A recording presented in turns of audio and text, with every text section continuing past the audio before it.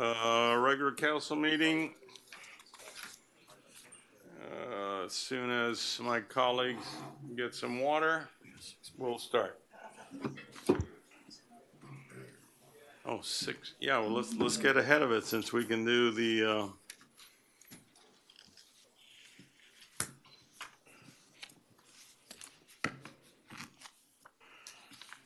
We want to get to the elite girls state champions as soon as possible.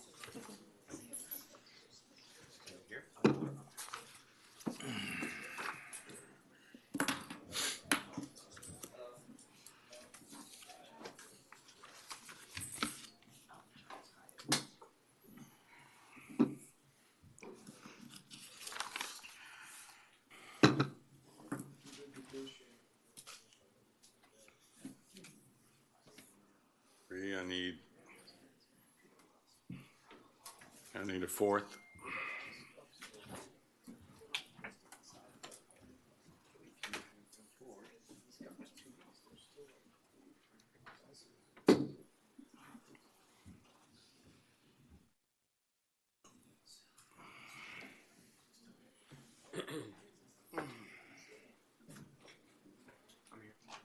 Okay.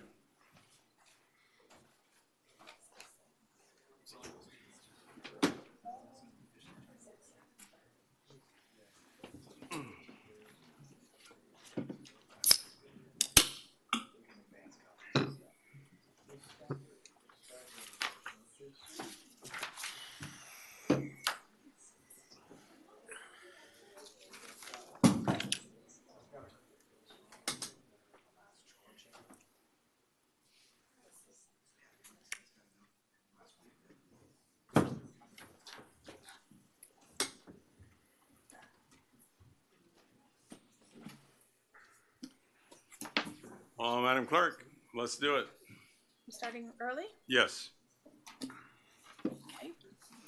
Ladies and gentlemen, the mayor's called the council meeting to order. Mayor Roscoe. Present. Councilmember Kaplan. Yep, here. Councilmember London. Councilmember McCormick. Excuse me, Vice Mayor McCormick. Councilmember Moss. Here. Councilmember Sardinius. Here. Councilmember Vasquez. Here. Mr. Mayor, we do have a quorum. Okay, invocation. Please rise for the Pledge of Allegiance.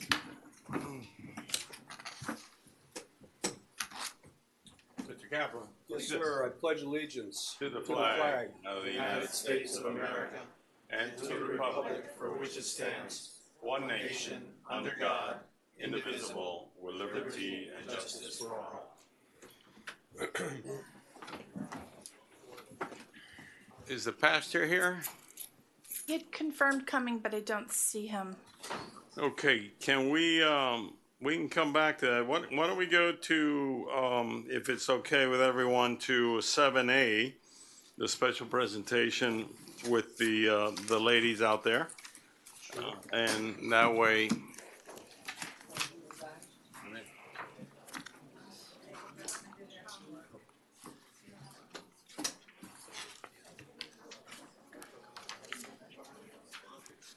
all right, come on up to the podium.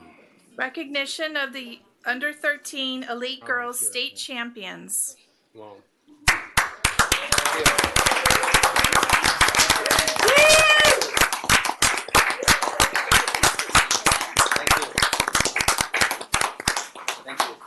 Okay, do we have a couple of designated speakers here to tell us all about this tremendous achievement?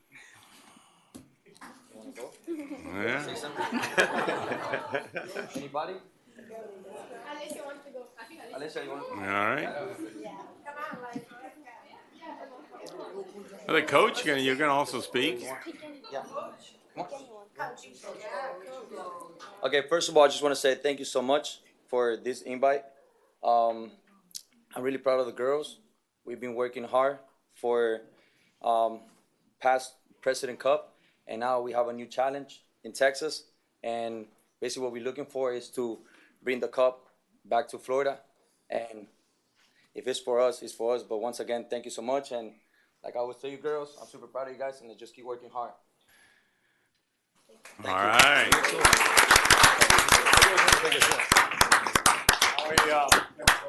line all the ladies here so that we can take a picture with them. And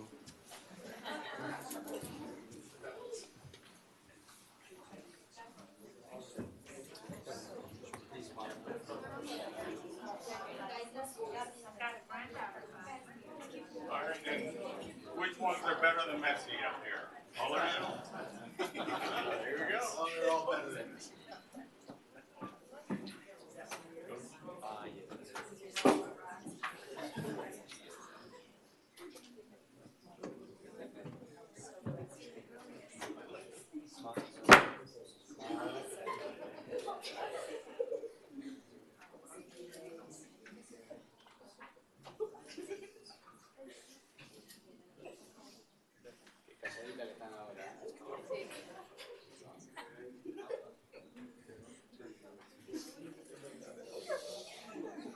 All right, everybody got it?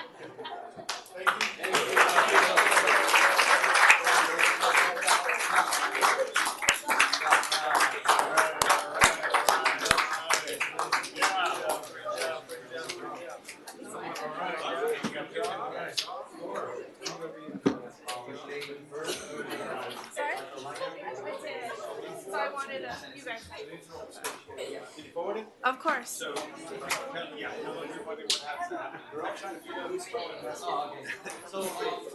Probably all of them. Pay attention, ladies.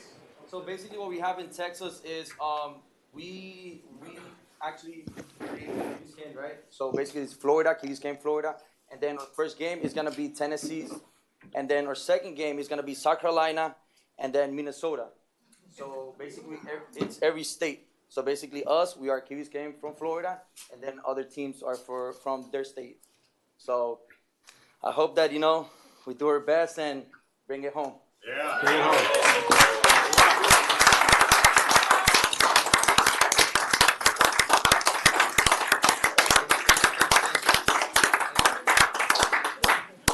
You guys want to say something else? Yeah, on three. Keep it scanning. Let's go. On three. Keep it scanning.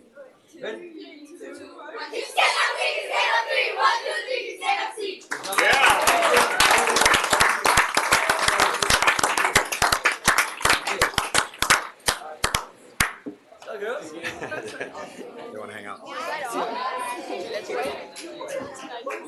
We're number 10. Who's number 10?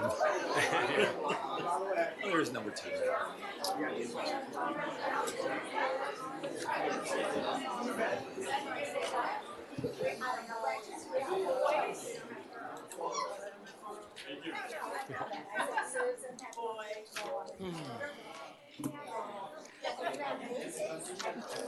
Mr. Mayor, shall we go to brief comments by council? I don't see No Pastor Pastor, E. sorry, no. I don't see him. I don't see him either. Pastor Danny's not here. Next item is brief comments by council.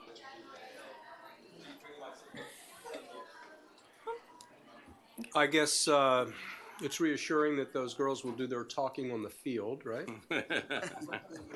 Just a heads up for the administration, when we get to the agenda additions, I want to add something that addresses the police department's disciplinary assessments that have been in the news lately. Yes, Okay. Councilman. We'll take care of that. Very good.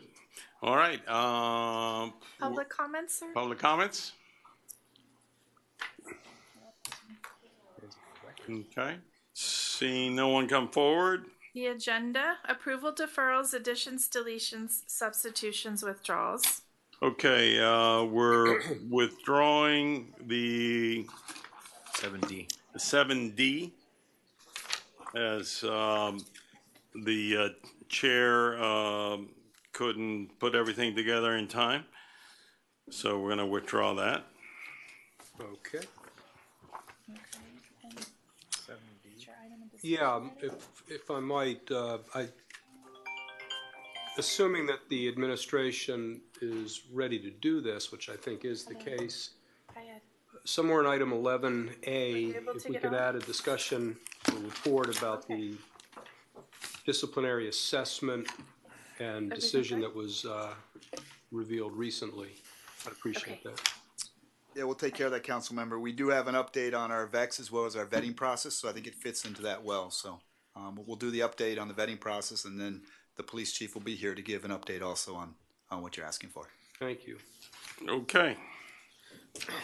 Mayor, I'd like to make just a quick statement on the Form 6 litigation. I can do it later or whenever you would like. Oh, do it later. Yeah. Okay. Thank you. Okay, we, The next item is Do we have to approve it? excuse me? Do we have to move and approve it? yeah. Yeah. Yes. Move as amended. Second.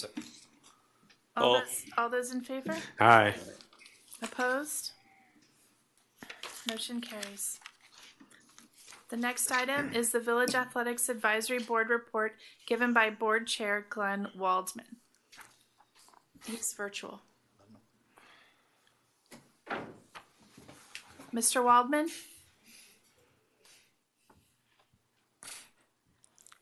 My apologies. He called a short time ago and something came up and he won't be able to attend this evening. Okay, so we can do it at the next meeting. Yeah, he said he'll be here in July. Okay, so let's withdraw that item. We'll defer 7B. Special presentation on Miami-Dade County's Transit Smart Program trolleys and on-demand services given by Ray Casas with Ragan Casas. I don't see Ray here. Must be the weather. Yeah.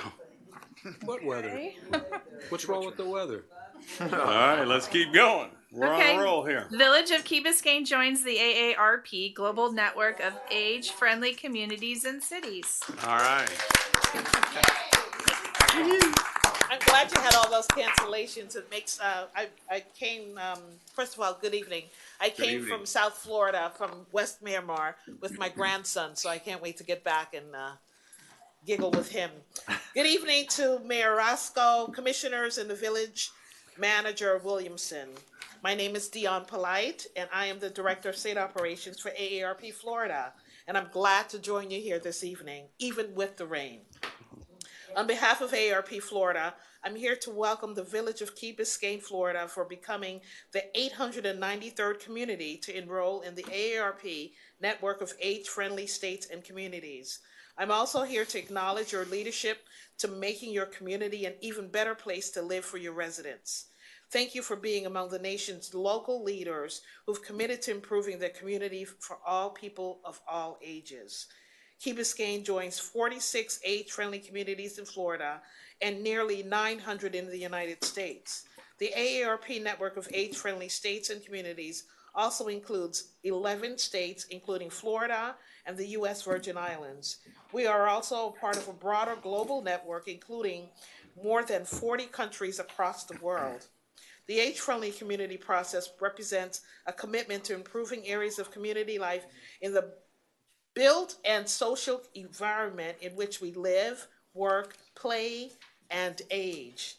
Today, we are here to celebrate the initial milestone in your age-friendly journey, joining the network. Next steps in the 5-year cycle include assessing your community, creating an action plan, and reporting on your progress.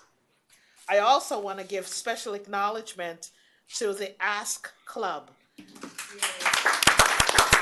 Active seniors on the Key Club, also known as Ask, and specifically Ed Stone, Barbara Savage, Christine Biggers, Susan Sawyer, and Mayra Santa Maria.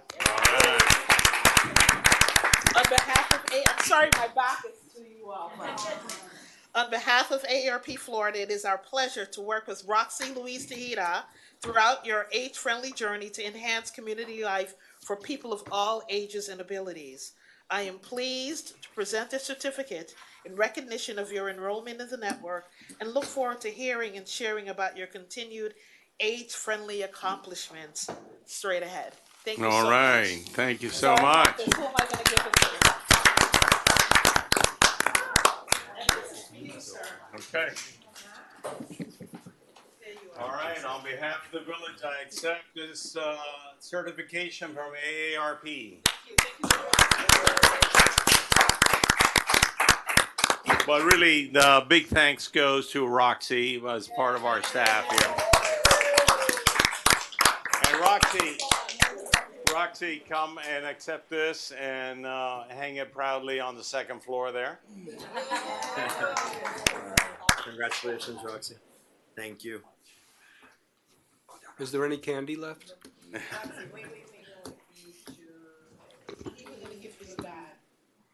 great when you go to Trader Joe's. Absolutely. Thank you for being here. And there's Ed. Congratulations, Ed.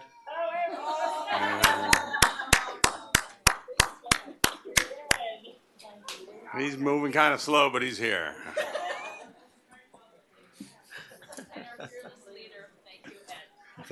All right, Ed Stone, thank you for working on this AARP recognition.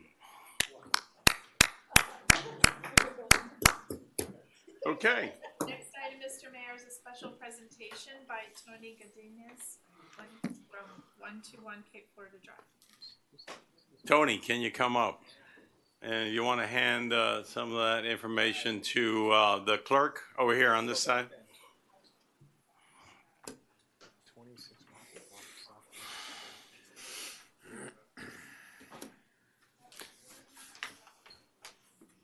So just to let, as a background for my colleagues, I wanted Tony to come and make his presentation.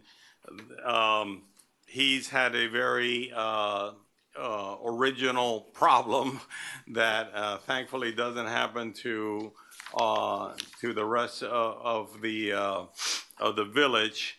But he's had a house being built next to him for the last 9 years. Okay, and so we wanted to point that out and see if we could, with our attorney and staff here, if in the future is there something else that we can do that would improve a situation like that. Like I said, it's not something that happens to us all the time, but this is a peculiar case. So I wanted Tony to come up and talk to us a little bit about this in this special presentation. Tony? Yeah, hi, my name's Tony Godinez. I apologize. It's the first time I've been to a council meeting, and I've been delinquent 40 years. But I've lived in 121 Cape Florida since 1981. It's a long time. Hope to live a few more years there. I've lived through 9 years of construction in multiple meetings with the building department, and in August 17th, it'll be going on 10 years of construction.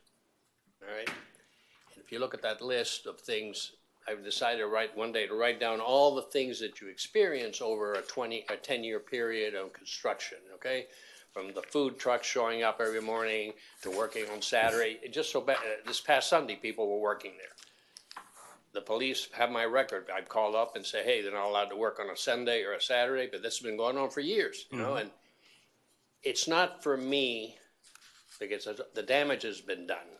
It's really for the people going after us, after me, who build, okay? And it impacts, it doesn't just, it impacts the whole street, but it impacts your neighbor to the left, to the right, across the street. Yeah. And you don't realize it until you start adding up all the little things. And it's a loss of privacy, different crews coming in, they're not vetted, you don't know. My wife told me something the other day, which the women would understand, is that if I'm going out someplace during the day, I will, and I want to take a shower and clean up, I go around the house and make sure every door is locked.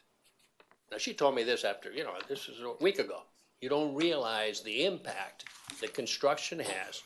So we have to get it, as a community, we have to get it under control.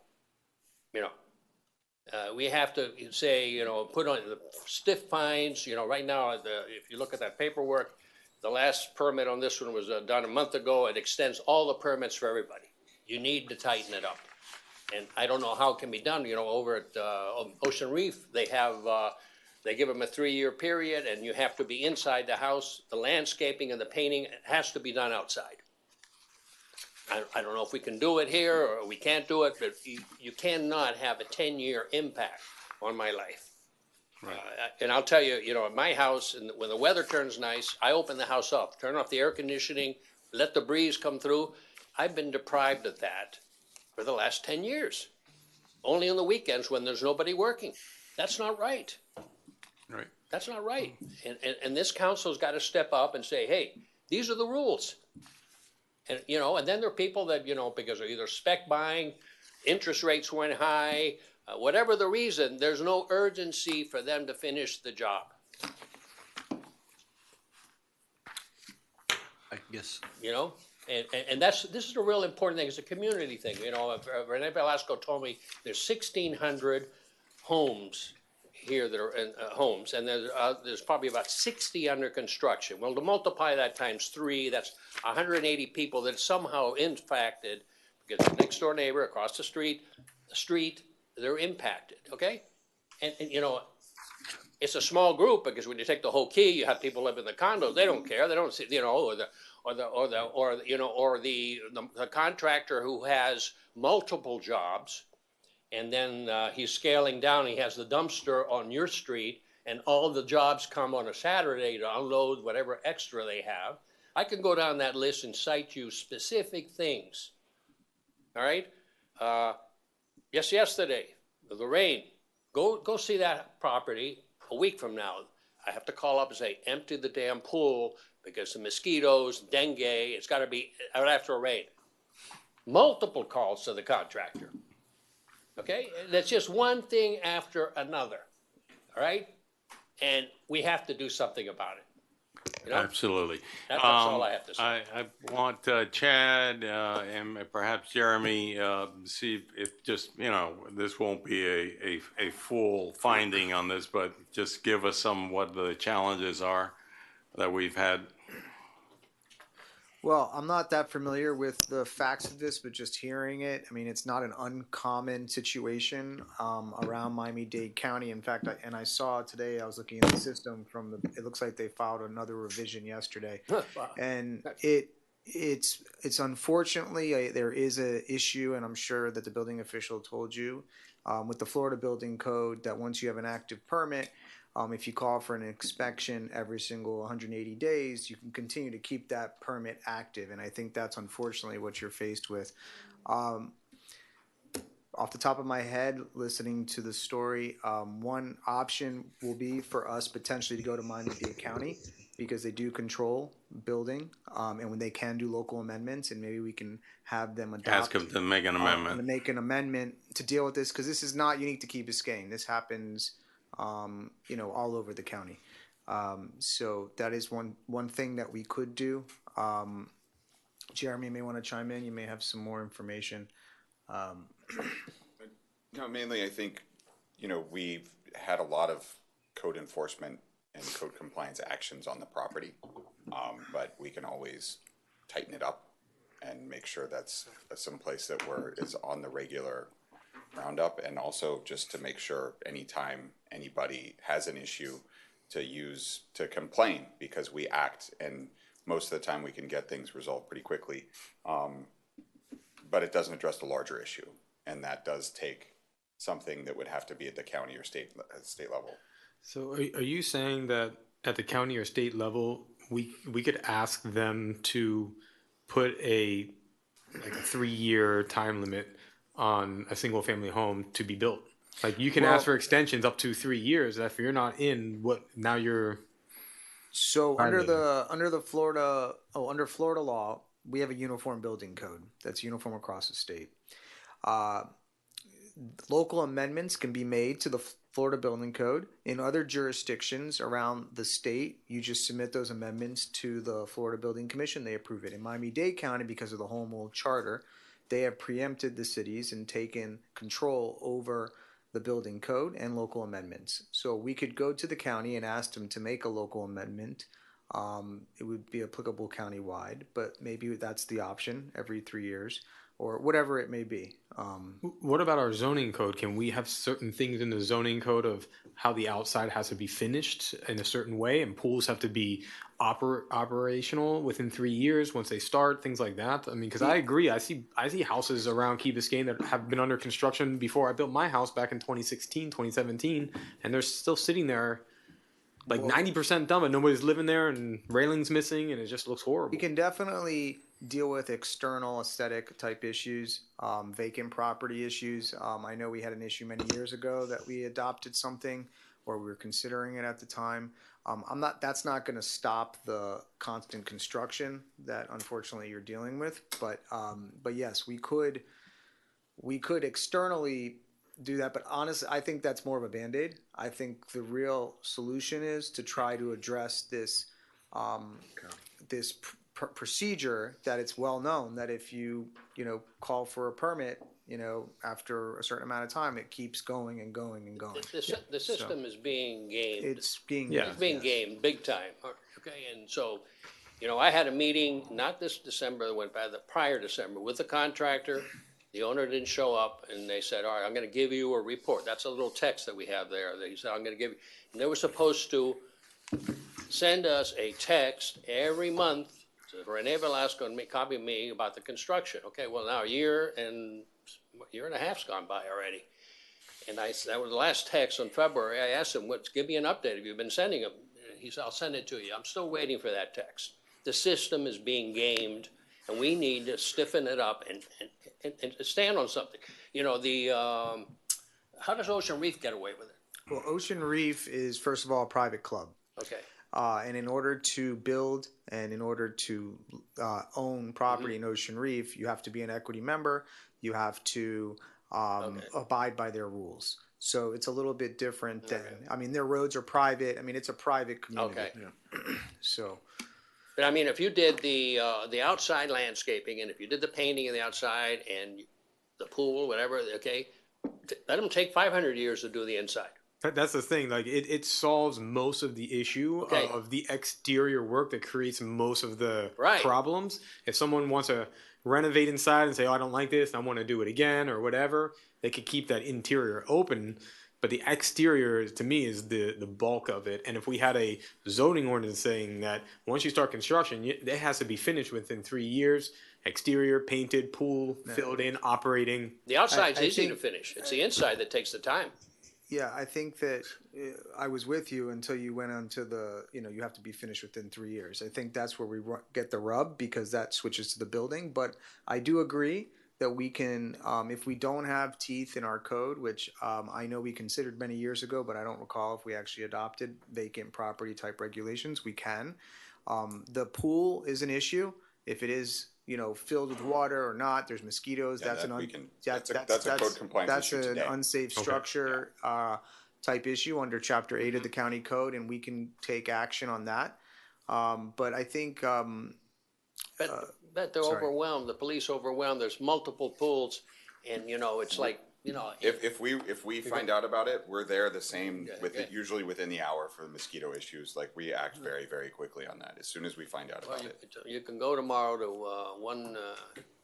111 Cape Florida, and you'll see water in the pool. Okay. So if it's the will of the council, I'm sure the manager and I will be happy to meet with the county and with your help, Mayor. Two things: meet with the county, and then secondly, see how we can strengthen our code right away, because that way we could do that right away after 2 hearings, and the other one is might take us a little bit longer. Yeah, I would support definitely. We have a Horizon. consensus of council. Yeah, just one quick thing, Mayor, if I may. I think that it's very important to set a horizon on these things. I don't think it's to build a home on layaway. I don't know how they, like this they just take forever. I just don't think that that's acceptable for the community. Well, I or mean, anything. Can we make them pull a bond or something like that? Have them finish it to a degree, because I think I'm thinking of a public project. I'm thinking of a project that would.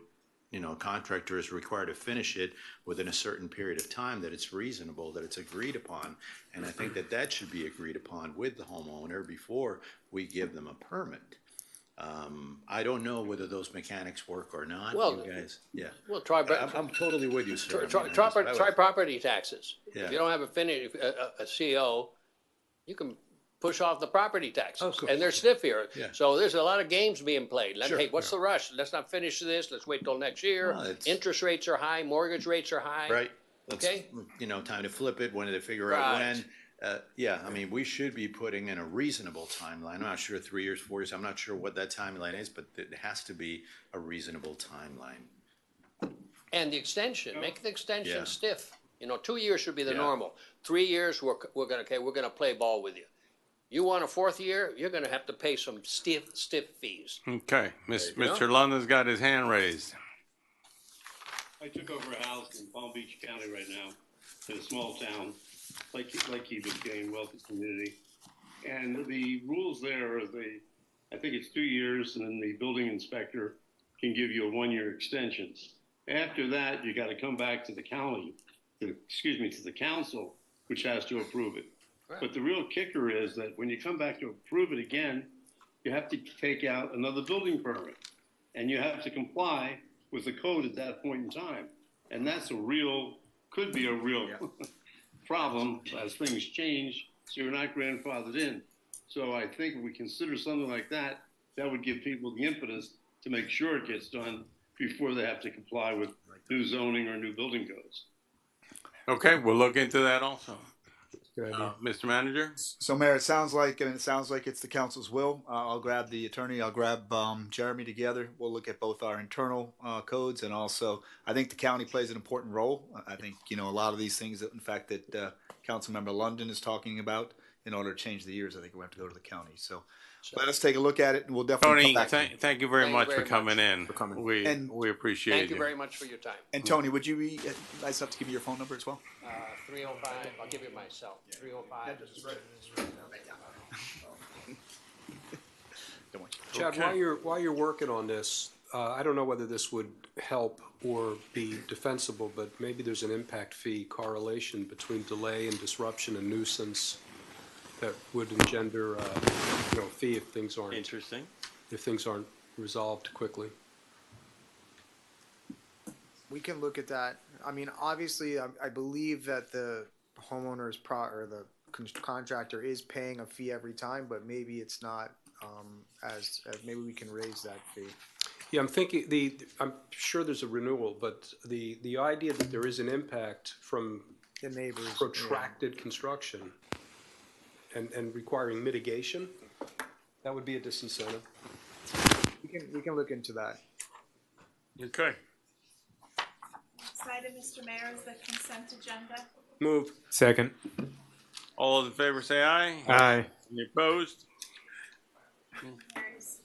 The next item is an ordinance of the Village of Key Biscayne, Florida, creating the Unique Abilities Advisory Board, providing for severability, providing for codification, and providing for an effective date. Moved. Second. Thank you. Thank you. I think that we saw this last time around, and I think everybody's good to go with this. I open the public hearing. Anybody want to speak on this issue? Seeing none, I close the public hearing. Any further discussion on the item? Seeing none, call the roll, please. I think Vice Mayor McCormick is having a Zoom difficulty this evening. I'm here. Oh, you are here? No, I'm here. Okay. Vice Mayor I am a McCormick? yes. Great. Vice Mayor McCormick? For the unique abilities? Thank you. Councilmember Moss? Yes. Councilmember Sardinius? Yes. Councilmember Vasquez? Yes. Mayor Roscoe? Yes. Councilmember Kaplan? Yes. Councilmember London? Yes. The ordinance is adopted on second reading. The next item on second reading is an ordinance of the Village of Key Biscayne, Florida, amending Article 2, Chapter 26, golf carts of the Village Code of Ordinances relating to penalties for golf cart violations, providing for severability, providing for codification, providing for conflicts, and providing for an effective date. Move. Second. Been moved and second is properly before us. I will now, on this item, open the public hearing. Seeing no one come forward, the public hearing is now closed. Discussion on the item? These are effectively all the Seeing changes none, they agreed to. Madam Clerk, call the roll. Councilmember Moss? Yes. Councilmember Sardinius? Yes. Councilmember Vasquez? Yes. Mayor Roscoe? Yes. Councilmember Kaplan? Yes. Councilmember London? Yes. Vice Mayor McCormick? Yes. The ordinance is adopted on second reading. The next item on second reading is an ordinance of the Village of Key Biscayne, Florida, creating Article 5, Chapter 26, electric bicycles, motorized scooters, and other motorized mobility devices of the Village Code of Ordinances relating to the operation of electric bicycles, motorized scooters, and other motorized mobility devices within the village, providing for the prohibition and regulation of such devices, providing for severability, providing for codification, providing for conflicts, providing for a sunset date, and providing for an effective date. Move. Second. Thank you. Been moved and seconded properly before us. Also, public hearing is required. Public hearing is open. Seeing no one come forward, public hearing is closed. Discussion on the item? Mr. Moss? Yes, I would not support this in the way that it's written because of the sunset provision. I don't think that we should be passing it with the way that it's written as a date. I have concerns with that. I think that I would like to make an amendment to the motion, I guess, since it's already been moved. Let's. No, making a motion. Yeah, well, let's hear just first to see if there's any comments on that. Well, you're going to suggest. Oh, I was going to give you my suggestion. Hold on, Ed. Hold on. We can't hear you. What? No, I didn't. I'm not asking to remove the sunset provision. We can keep it, but it's not going to. I'm not in favor of it to be a certain date. I think it should be contingent upon the state legislature passing the. I just want to make sure I get the wording right, but I'm sure Chad can reword this better. But to ensure that there's an age restriction of 16 and above, and a driver's license required. Once that is passed, I think that this entire ordinance can disappear. So that's where I think the sunset should be based on that. And that's what I would be in favor of. Okay, can village attorney, can you speak to that issue? Well, I'll first talk about the genesis of the sunset provision. We included a sunset provision because one of the arguments that we will be making if challenged on this was that this regulation is temporary in nature to address unique special conditions, which is something under Chapter 316 of the Florida Statute, Section 316.008, we're permitted to do.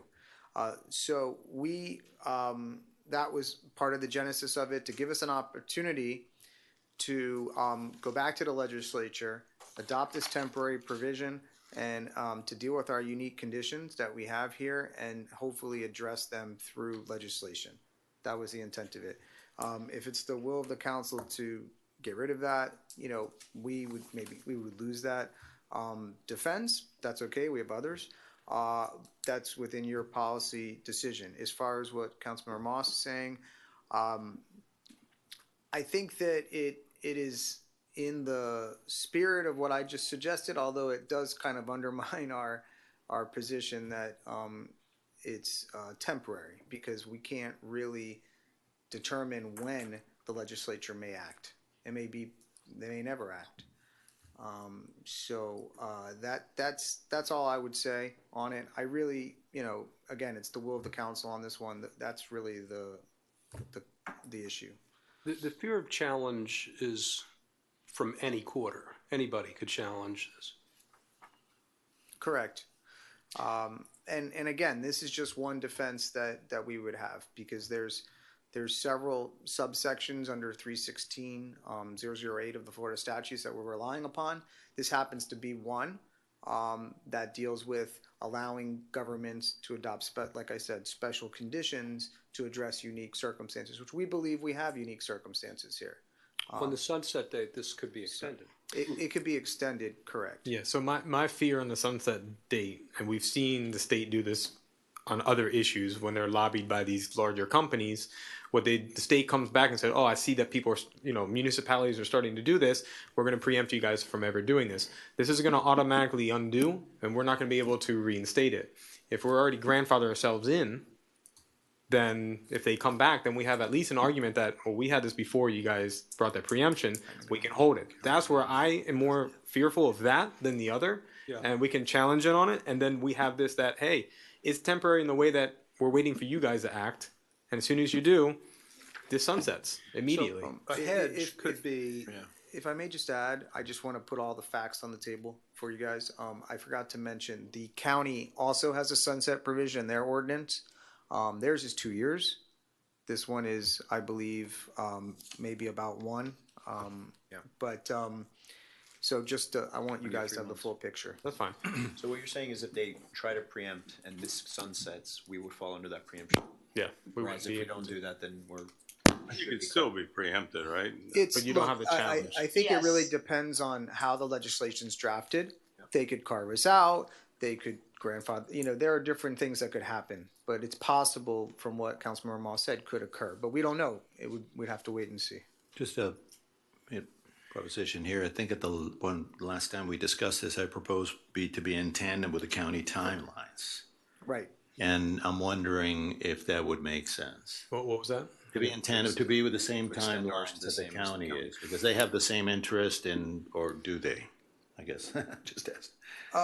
Because I know I our don't want to interest speak is- for the county. Yeah. I can tell you that, and the mayor can speak. He's had conversations with our county officials. We have met with them also. I believe that, and we have met with our state representatives also.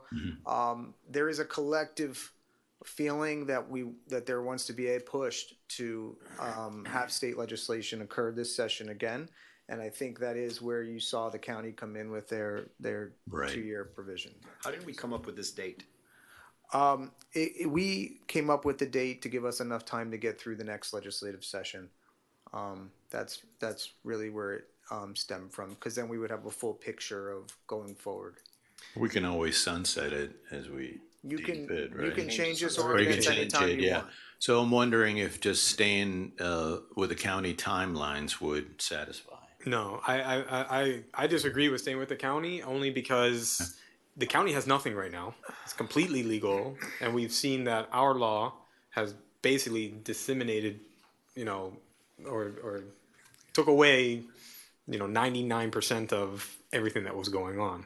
So whether the county has it or doesn't have it, to me, is not really important. And what their interests are could be very different than what our interests are, because they have different circumstances that actually these micromobility devices help. In our instance, and I thought this was actually a very interesting way of looking at it in Key Biscayne, our unique situation, is that in a lot of places they're bringing these micromobility devices in to help curb traffic and issues and getting people out of their cars. Yep. And here it actually almost worked exactly 180 degrees the opposite. And when you start talking to people now, they're like, thank you so much that I can now walk to CVS. I was driving there. I used to walk there all the time. I had to start driving. You talk to kids who are riding their bicycles to school now. My kids stopped riding their bicycle for like 4 years. Now they're all back on their bicycles. We just bought a new one. I mean, what you're thinking, that you're taking children who don't drive and they're exchanging their bicycles for micromobility devices, which is not changing traffic trends. And you're taking people who used to walk and bike, they're riding in their cars because they don't feel safe to walk anymore. It was the reverse effect that was happening in our unique, but in Miami-Dade County, it may be a completely different story that it works there, but it just was not working here. So if we tie into them, I do not agree with that, because what their interest is could be very different from our unique situation. Yeah. And whether they do anything or not, we're already solving our issue just with our ordinance anyway. So makes sense. Okay, so what would be an adequate time? May I? Yeah, go ahead, Alice. Sorry, I wanted to say that I agree with Brett and could support his suggestion of sunsetting it when the law changes in our favor, when the state law changes. And I think, can you hear me? Yes. Yes. Oh, okay. I think, Chad, it says it's temporary for our unique situation, because the situation in Key Biscayne that was so unique, and I think really unlike anything anywhere, was that it was an age issue. And so I think it's still a defense of it being temporary, that our unique situation wasn't that adults can't use these responsibly. It's that we had way too many kids on them, that it was creating a really unsafe situation.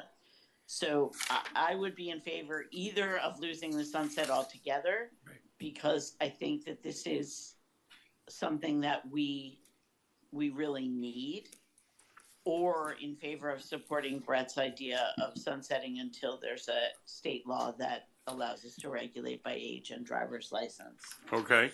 Mr. Sart? Just one last thought that I wanted to say in response to Fernando's comment about staying with the county.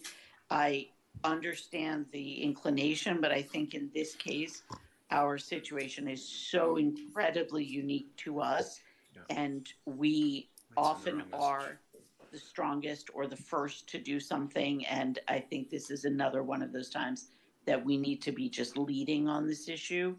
And I think the preemption fear is real, and I wouldn't want to run the risk of that sunset. Of course, they could preempt and retroactively repeal all local laws, but they don't always do that. I agree with that. That's all. Thank you. Yes.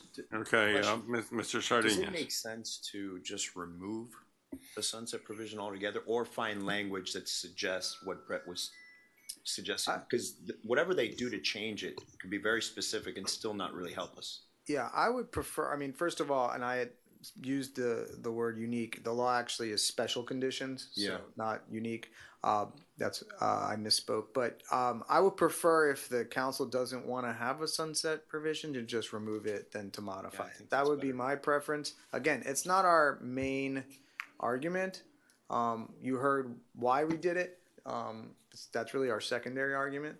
But I'll leave it within your. I was concerned whatever language you make up to try to make it as defined as possible, they can carve around it somehow. But if they don't do it, this doesn't sunset. Okay, so let's make a motion to amend. Hold on, does it hurt your argument of temporary to remove it completely? Because if we say that, hey, we're going to remove this if these two things happen, does that help your argument in this is somewhat temporary? Look, as Councilmember McCormick said, or Vice Mayor McCormick, we'll make the argument either way.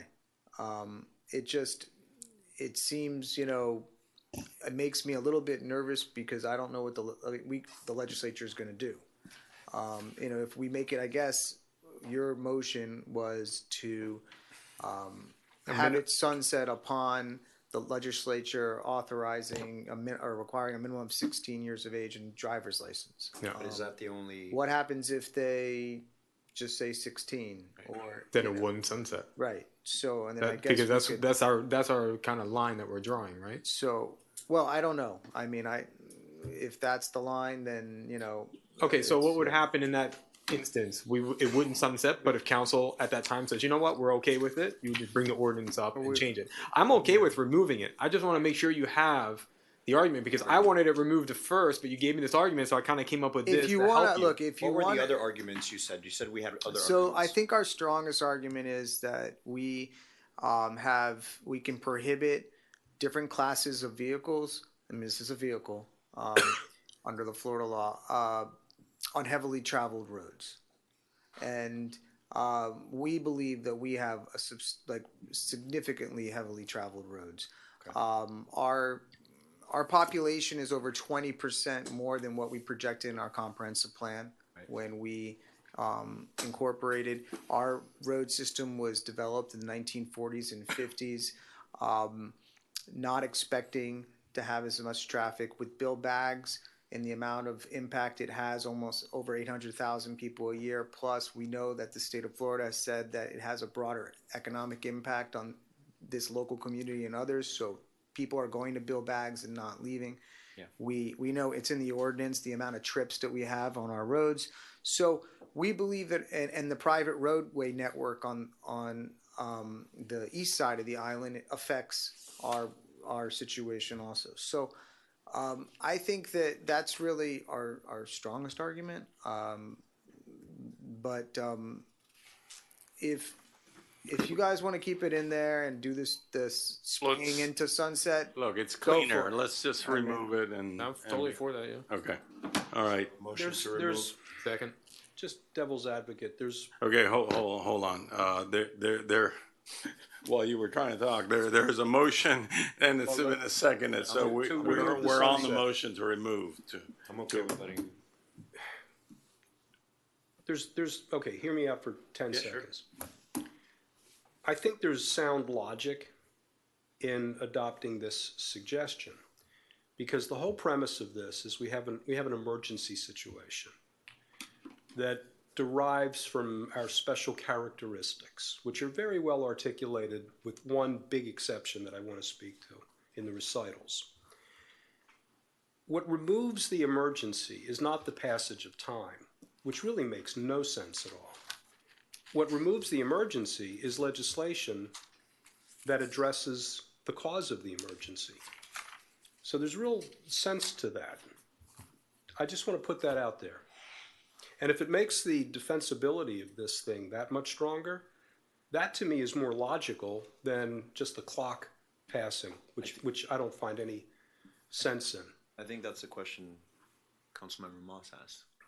How much stronger is the argument, or how much weaker is the argument? I mean, I think if you're gonna make it that, to me, the argument, it undermines the argument of temporary, because we never know when the legislature will act. Right now, we know this thing's gonna be gone in August of next year, as it stands today. It puts pressure on the legislature with, for us to meet with them, tell them, But it can come right back. I mean, it can. Right. Yeah. Look, at the end of the day, I don't feel that strongly either way. I like what Councilmember Kaplan said. If it's the will of the council, I do think it's cleaner to have it one or the other. But if you want to do this hybrid, I'm okay with that. Yeah, I guess my concern was how well can you draft the language to not be somehow preempted or carved out or whatever. We can't control the preemption. That's going to be whatever the law ends up, however it's written. Yeah, we don't know. My comment on the recitals to make this stronger and more defensible in that respect, it's well articulated and you list all the right topics, except for two. Okay. A very active pedestrian realm that's constantly featuring people walking and running, and an enormous number of bicycles on the bike lanes and in the parks and on the sidewalks all the time. So these all create conflict points worsened by the numerous curb cuts. So Frank, Chad, what I originally thought before we got into this and my discussion with Chad today was just to put it in a whereas. Whereas when they pass the age limitation of 16 or above and a valid at least minimum of these two things, we would revisit this so that there's something that we can say, look, there's some intent in here that we're not looking at banning these forever. We were looking at banning these until the state acts. So we have something in there. So maybe it's not written in the ordinance, doesn't sunset, but we have it in the whereas. Maybe that's just somewhere in the middle, so we have something to show that was our intent to them, and maybe they would, if any issues, it would be able to be a little bit more defensible. I think that's logically connected with the purpose behind this. Chad, does that help at all? I have a question on the age. Are we suggesting that, what happens if we somehow decide through our conversations that it's not 16, maybe it's 14? Well, we have to do that today. Depending on the. Oh, Mr. Mayor, that's why I would So suggest this is doing something as the appropriate laws to address our safety issues. Because I think, age might be attainable and it's likely attainable. I don't think driver's licenses are attainable anytime soon. So I want to make sure we don't box ourselves into a corner that we can't achieve. But we can always change it. It's always the will of the council to make the change at the time when we do, but that's what we want. Okay. I mean, that's what I want. I don't know if that's One what thing you at a guys time, want. guys. Let's figure this out. His question to you was, does the whereas help us any? As putting that in the whereas. I think it further shows our intent that we're going to the legislature and we're. Okay, so you're good with that, and you're good with that, right? So I'll amend I don't know who has the amendments. Amend your amendment. Amend my amendment to Yes. add my amendment of his amendment. We're going to remove the, what was it, the sunset, and we're going to put these items about the minimum age of 16 years and older and a valid driver's license as in our whereas is what we want the state legislature to have. But to the manager's point, we want to include include the driver's license in there? Doesn't change anything because it's a whereas. It's only our intent. It's not written in the law. We would have to come back even if they do it or not and make any changes. So the whereas is just what we want. You guys can decide if you don't agree with me, but I think that, you know, you're driving a motorcycle, you should know, you know, how to drive on the road. So I would want it. And also I spoke to the It's chief still of a police. whereas. Yeah, and I spoke to the chief of police, and he also told me that in order to enforce it, it's very hard if you don't have a driver's license. You need to pull people over and let me your driver's license. Make sure. Yeah, but if you're going to have that and go that far, you might as well get a driver's license. I mean, you know, we've taken the position in our analysis and understanding that these are functioning as motorcycles. It's appropriate to have a driver's license. Yeah. Would you You support wanna- the inclusion of the active pedestrian realm and the bikes adding to the traffic congestion? Yeah, I think so. I can include that. I think that's an easy one for me. Okay. Can you clarify that again? I'm sorry. He knows what to write. Doesn't help the clerk, but I think that we have an active. Look, aside from the active pedestrian is easy to understand, but it's also we have a very special condition here that the pelotons of bikes that come on our roads, aside from our typical bicyclists, is something that is very unique to this community. Yes. Also. okay. All right, So put we it have in the an amendment before us that's been amended by Mr. Kaplan also. So, Team effort here. So I accept the amendment of Councilmember Sardinez and from okay, so, only, Councilmember Kaplan. on the amendment only, on the amendment only. Roll call. Roll call. Councilmember Vasquez, Yes. Mayor Roscoe, Yes? Councilmember Kaplan, Yes. Councilmember London. I'm sorry. No. No, thank you. Vice Mayor McCormick, Yes. Councilmember Moss, yes. Councilmember Sardinez. Yes. Motion carries. Okay, on the ordinance, before us. Mayor, before we vote on that, I just want to make one thing for the record. We did make a slight tweak between first and second reading to acknowledge that any additional regulations agreed to an interlocal agreement between the village and the county on Crandon is something that we will enforce. We are in active negotiations with the county, and we intend to bring an interlocal agreement before this council in the July meeting. So I just want to let everyone know. If we have a July meeting. Okay, on the, It's roll call. Councilmember Sardinez. The ordinance as amended. Yes. Councilmember Vasquez. Yes. Mayor Roscoe. yes? Councilmember Kaplan. Yes. Councilmember London. No. Vice Mayor McCormick. Yes. And Councilmember Moss. Yes. The ordinance is adopted on second reading as amended. Madam Clerk, I want to skip D, come back to that. Let's do, E, F, and G here. 9E, okay. An ordinance on first reading of the Village of Key Biscayne, Florida, amending the village's comprehensive plan regarding public utility uses within all future land use map categories, providing for transmittal, providing for conflicts, providing for severability, and providing for an effective date. Moved. Second. Thank you. Item is moved and is presently before us. Any discussion on the item? We've already passed the zoning side of this. This is only to get the comprehensive plan to align with the zoning, correct? Correct.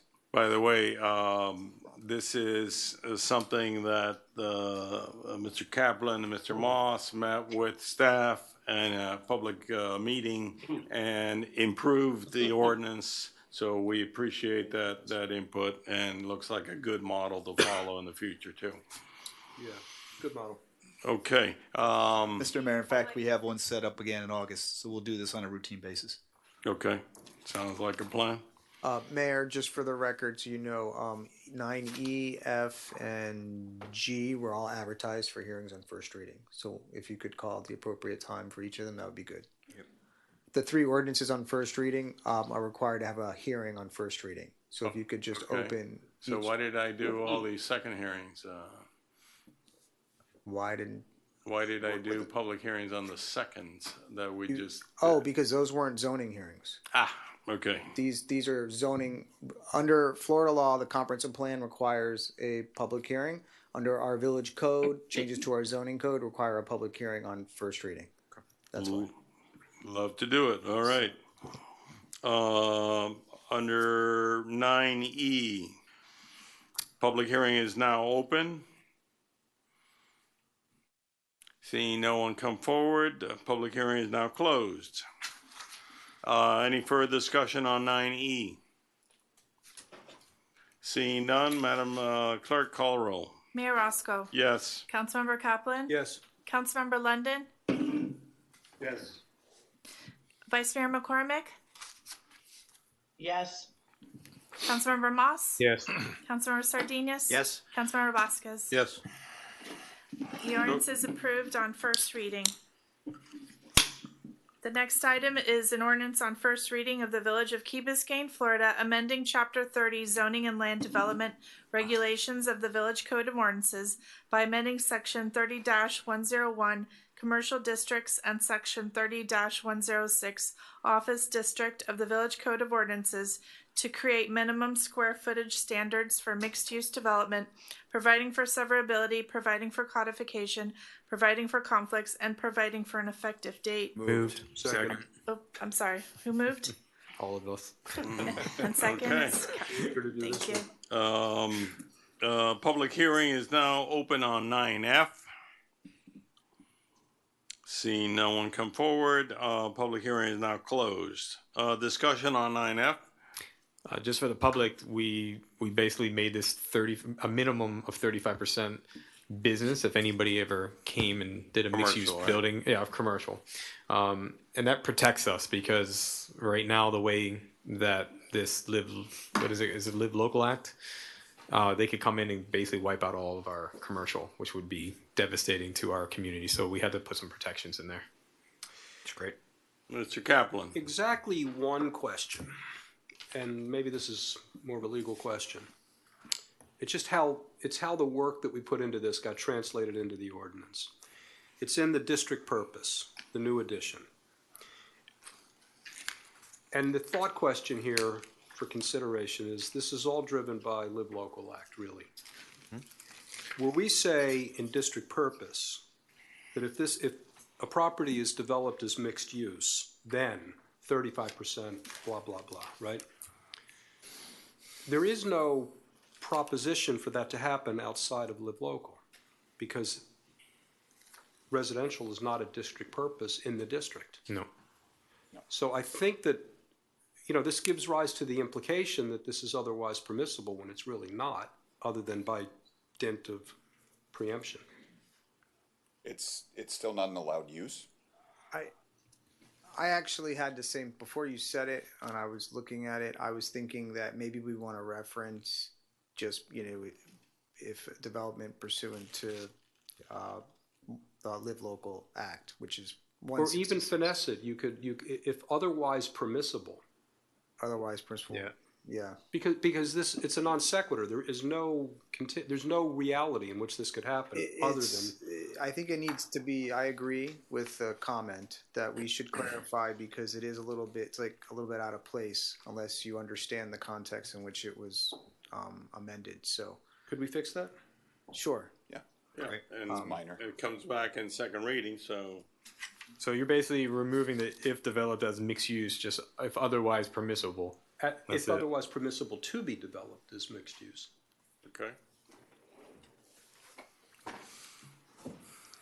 Okay.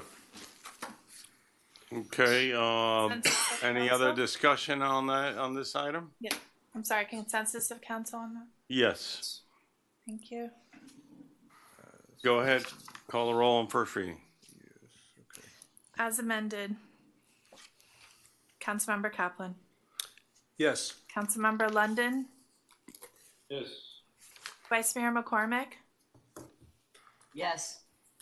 Councilmember Moss. Yes. Councilmember Sardinius. Yes. Councilmember Vasquez. Yes. Mayor Roscoe. Yes. The ordinance is approved on first reading. The next item is an ordinance on first reading of the Village of Key Biscayne, Florida, amending Chapter 30 zoning and land development regulations of the Village Code of Ordinances by creating Section 30-44 housing standards to establish minimum housing standards, providing for severability, providing for codification, providing for conflicts, and providing for an effective date. Moved. Second. Thank you. Been moved and seconded. And a public hearing. Let me open the public hearing. Seeing no one come forward, public hearing is now closed. Discussion on the item before us. First reading. I do. I have a possible change I wanted to put in here. I talked to Chad about it. Jeremy, I wasn't able to call you in the time. But I think Chad says it's possible to do this. But in section 3044B2, it says location requirements, all affordable dwelling units and market rate dwelling units shall be located within the same apartment building.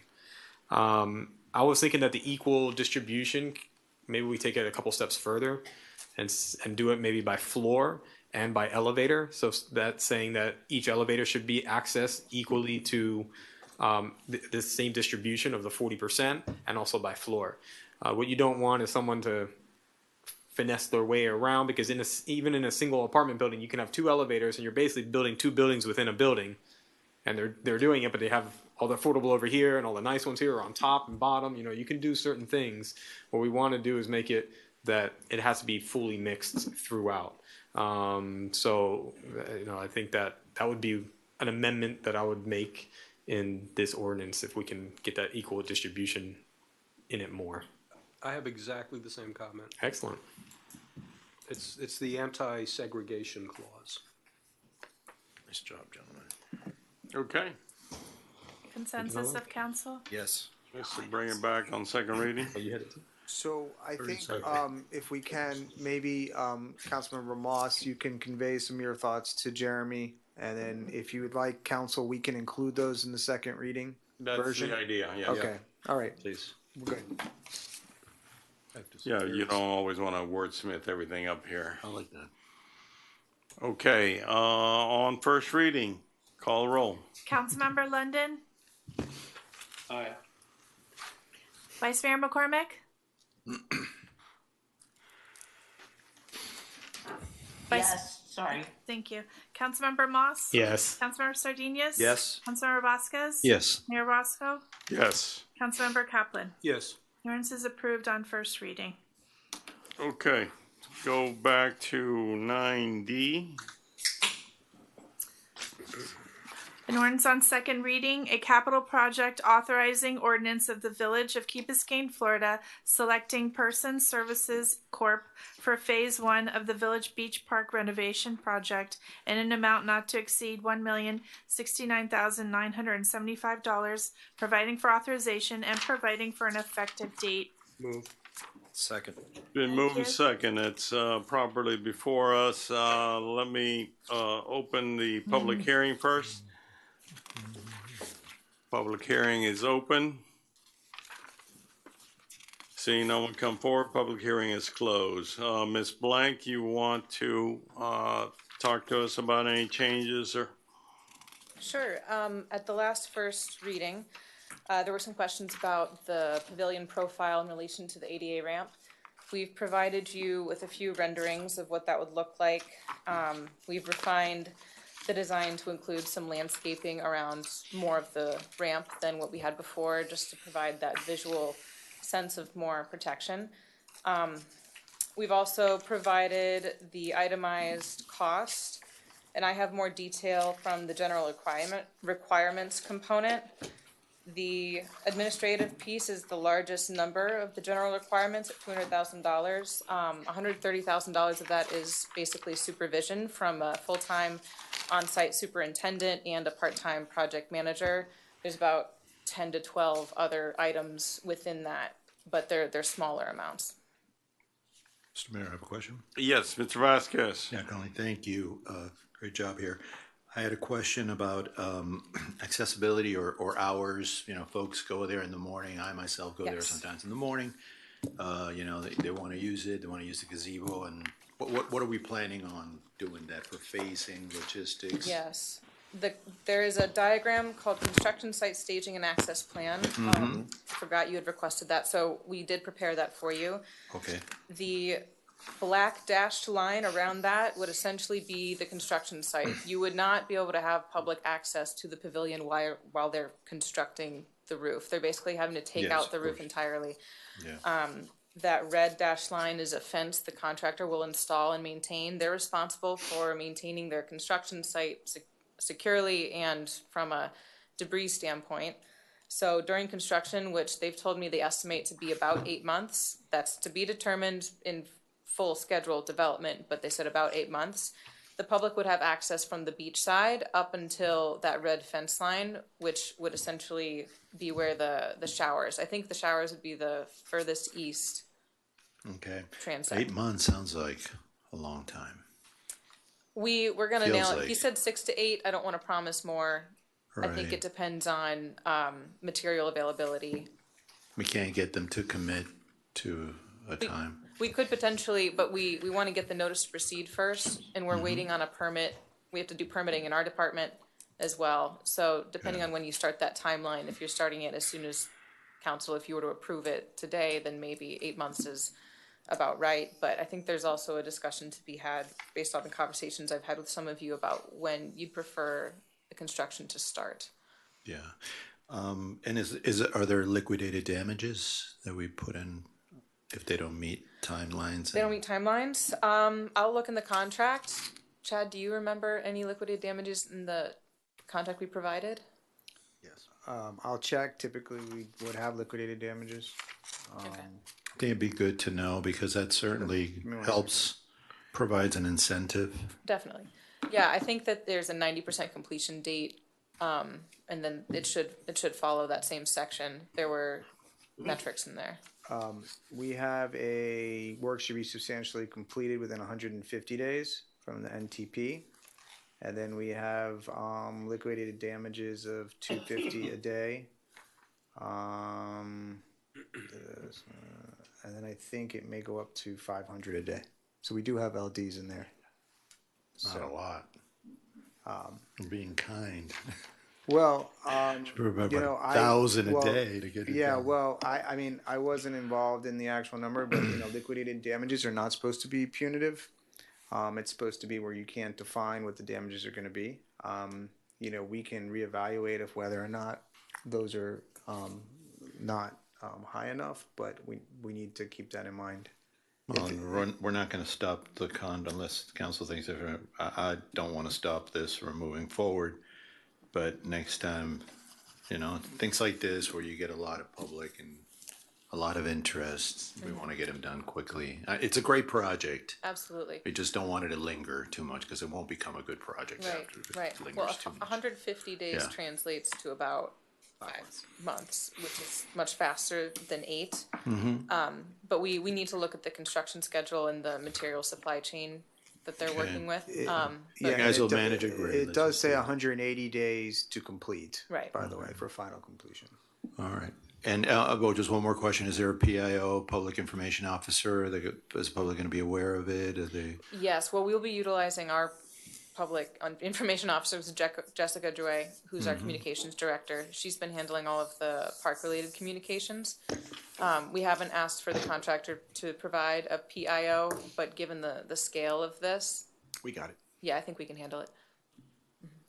Thank you. Okay, Mr. Moss, you're up. Yeah, so a couple of things. One, from a bidding standpoint, I mean, I don't know if other cities do this, but can we require a standard format of CSI that they use the construction specification in that we use basically in construction? Whenever we're putting our numbers together in the private industry, we're breaking it down, you know, the concrete superstructure and the overheads, the general conditions, and break everything down. Is what happens is that we get like this price, and then we come back to them and say, oh, break it down. So now they're finding where to put it. And even what we were reading here is not CSI format either. This is a very standard thing that every contractor does. It's not a hard thing to do. you can look at all the proposals that we're getting from all the contractors, if there's 5 of them, and you can compare what they're doing. It keeps them more honest too, because obviously someone wants to put a lot in the roofing material and less in here. They know that the other guy's going to be doing the same thing. So if yours is double than the others, they're going to start, okay, we can't do that, right? That's the one thing. I think we should look at when we're doing construction projects that we have a format that they need to follow and what level they need to go in the CSI and allow them to submit it that way, because this is just, I mean, Okay. I would never do this way. So That's that's your one thing. next meeting proposal, because Okay, we'll bring.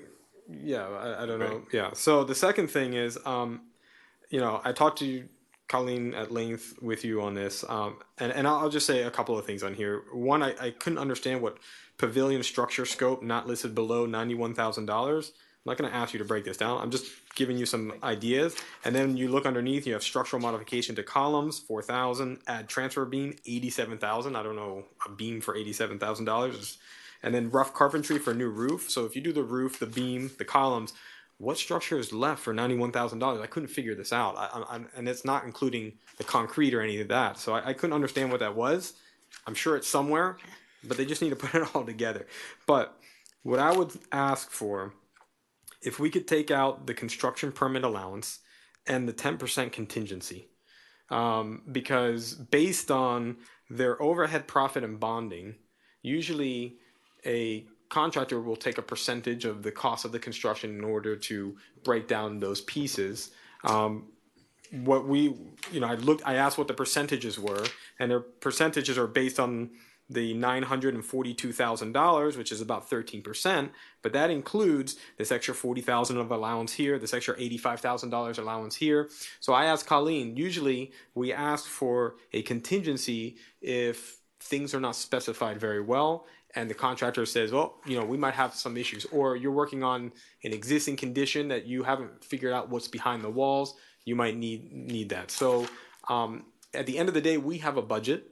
If they need more money because we decided to change the scope or something, that would be a change order. I don't think that should come out of a contingency. I think we should just say, okay. I mean, I'm sure the manager has some flexibility of what they can approve, but I don't think that should be in there, because I think that we're paying more on top with the overhead and profit on top of that. They're charging against that.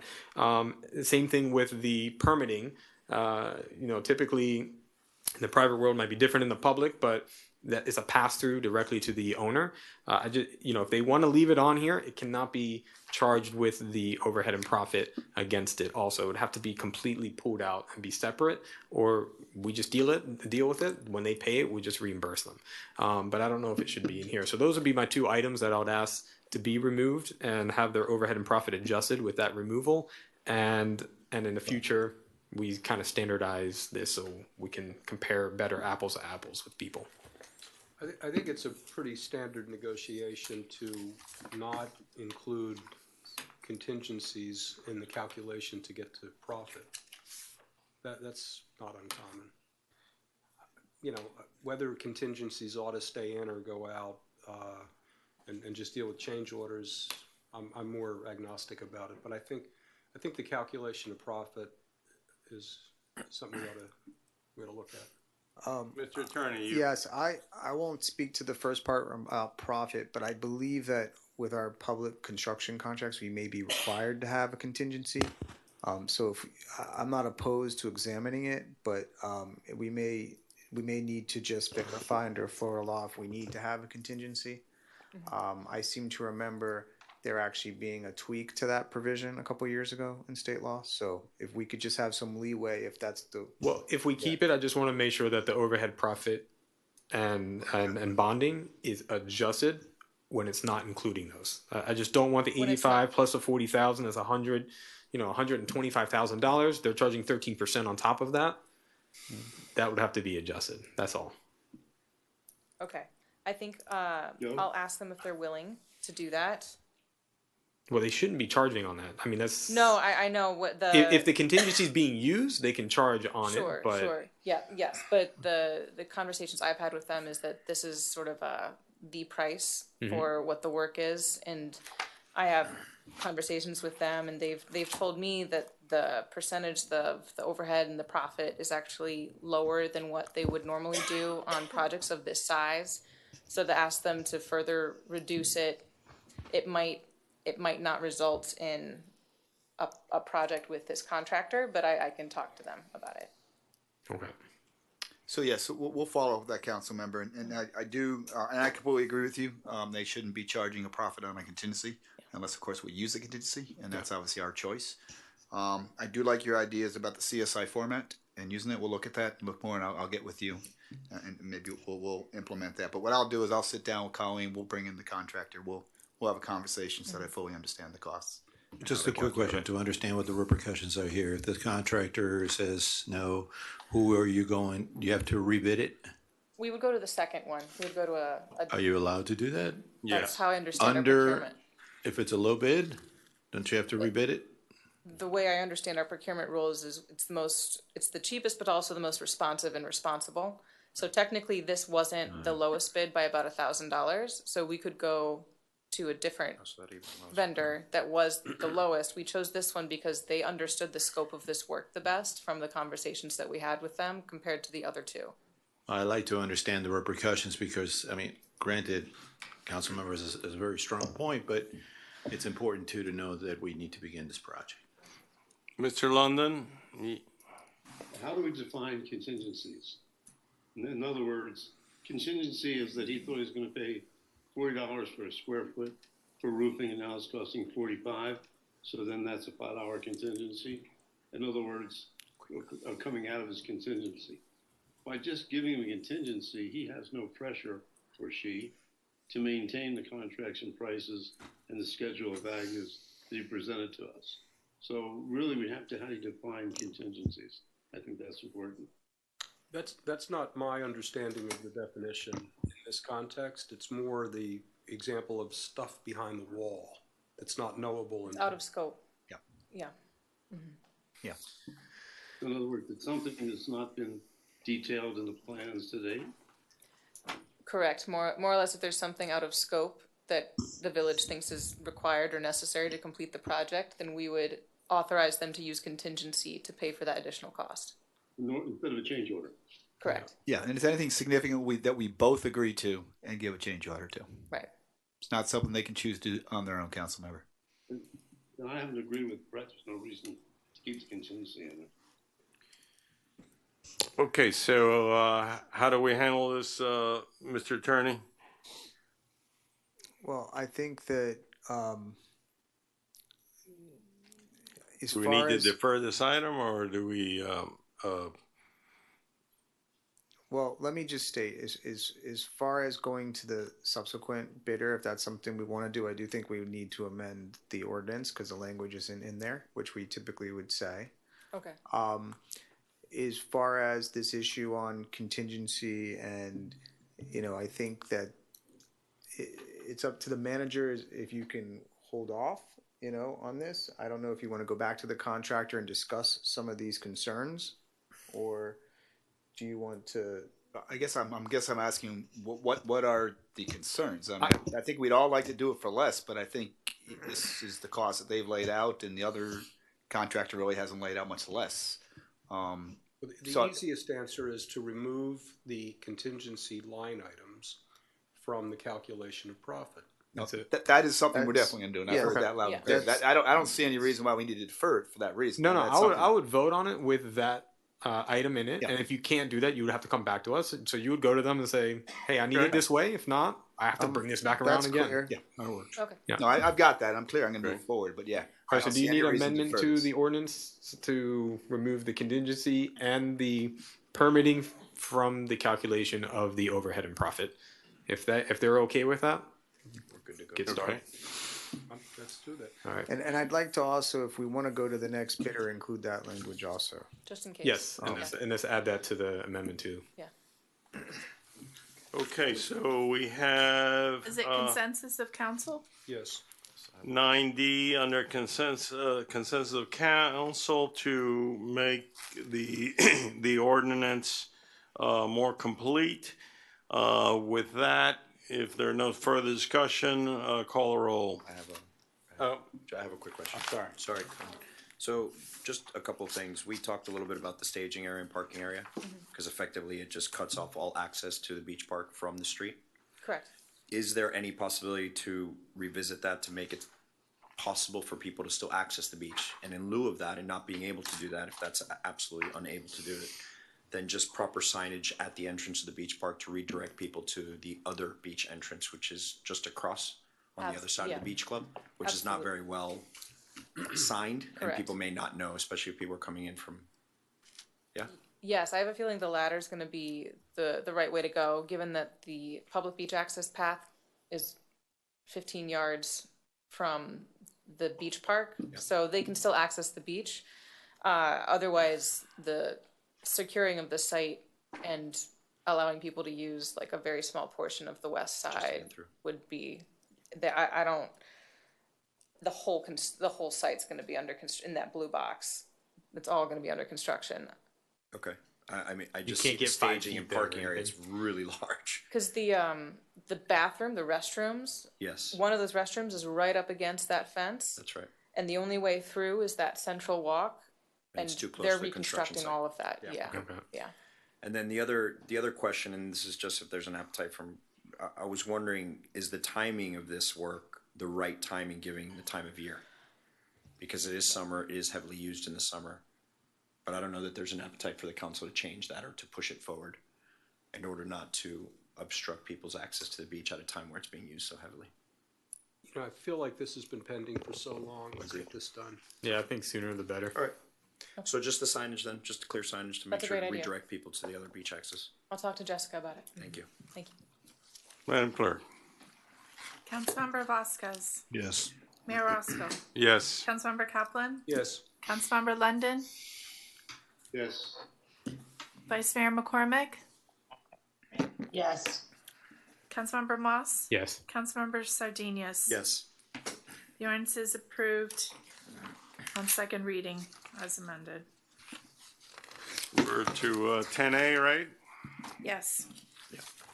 Let's go. The next item is a capital project authorizing resolution of the Village Council of the Village of Key Biscayne, Florida, selecting Playcore Wisconsin Inc., DBA Game Time for the Under 5 Playground Project at the Village Green Park in an amount not to exceed $174,771.34, providing for authorization and providing for an effective date.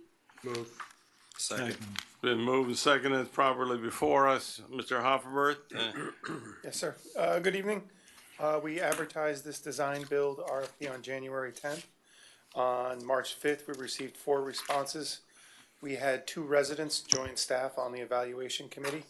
One was an architect, the other was a landscape architect.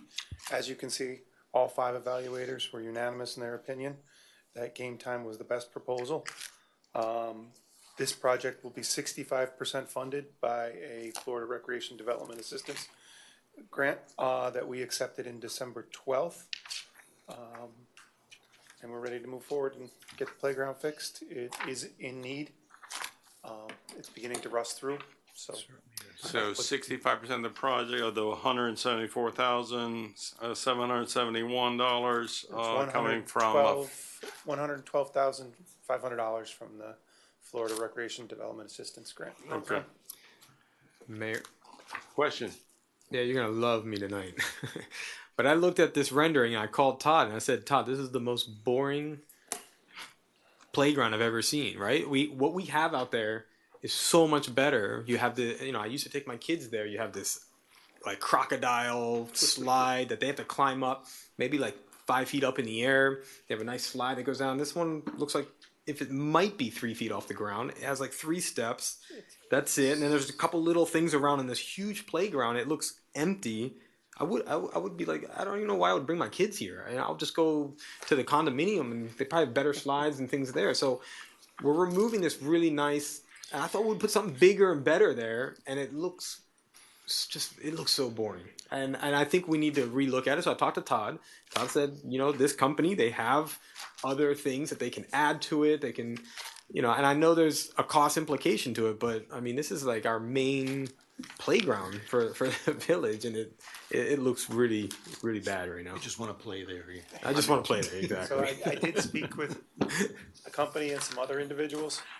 Remember, this is a 2-year-old to 5-year-old playground design. Those slides are 4 feet high, and that's what they recommend.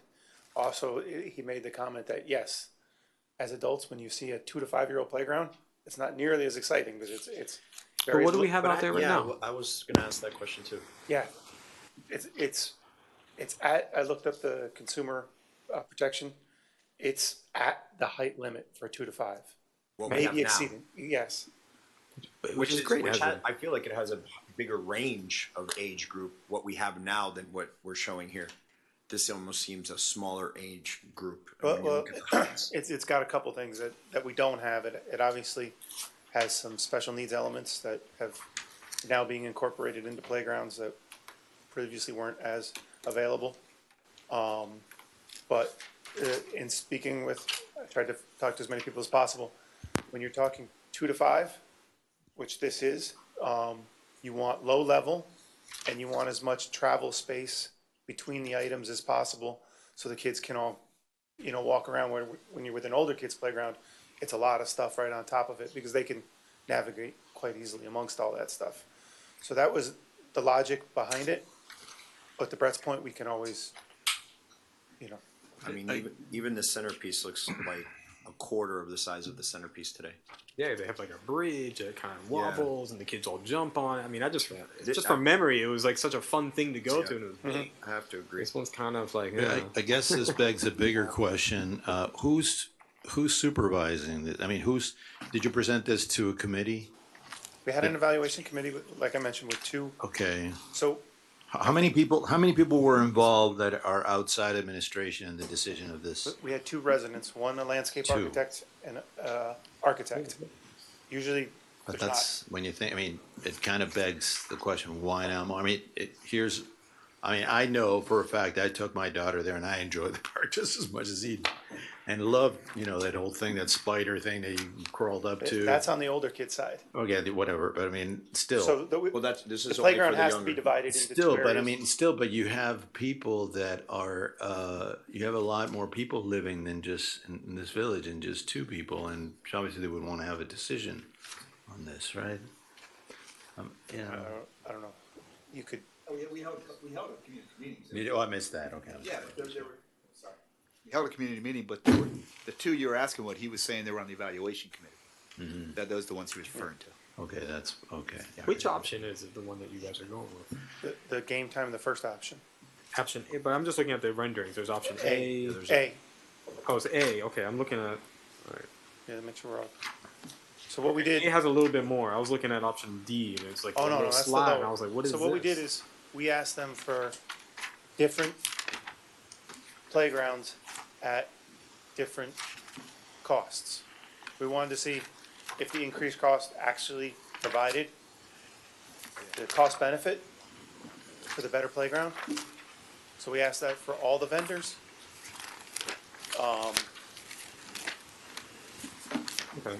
Option A looks better than option D for Yeah, if sure. you're looking at that, that's I was the looking at the cheapest wrong one, so it's much Yeah. better. We can always add to this, right? I course. mean, if the kids are kind of like, it's kind of boring, we can add another item or connect another item to it, make it bigger. Each item has a fall ratio radius. So you can't put into that radius, it's a safety zone around each item, but you can navigate around that, we have in the past. But that centerpiece, can that be added onto? Like, we want to Yes. make it longer. Or maybe Yeah, make if a you high look where there's a piece. panel, Yeah. the green panel, you can take the panel off and then make Another extension to it. another extension to add to another Okay. item. If we can do that, I mean, I'll be in favor of passing this as long as that they can go back and just make sure it looks good. But A is much better. I was looking at D. I'm sorry. If you guys look at D, you fall asleep. All right. Just give me a visual where this is as compared to the bigger kids area. So if you use the, Where the current sail shades are. yeah, the one with the shade shelter, one's on one side of the splash pad, the one with the web that Mr. Vasquez was speaking to is on That's the only other playground side. with the sail shades. It's to the north west side, and the other is to the Southern. It's nearest to the community Closest to center. the pool. It's and closest community to center. the sundial. Yeah, it's the only one that with the sail shades. Exactly. With the sunshades. Exactly. And I did like how they added the shaded swing set. That's really important with Yeah. these heat days that we're having. Exactly. I think shade, as you know, the adjacent playground is our next project. And we're definitely going to want to incorporate shade into that one because it's Option A is significantly better than any of the other options, but I like the idea of adding to that centerpiece. Yeah, I think what we can do is we can evaluate its use and find out from people what they like, what they don't like, and what they'd like to see.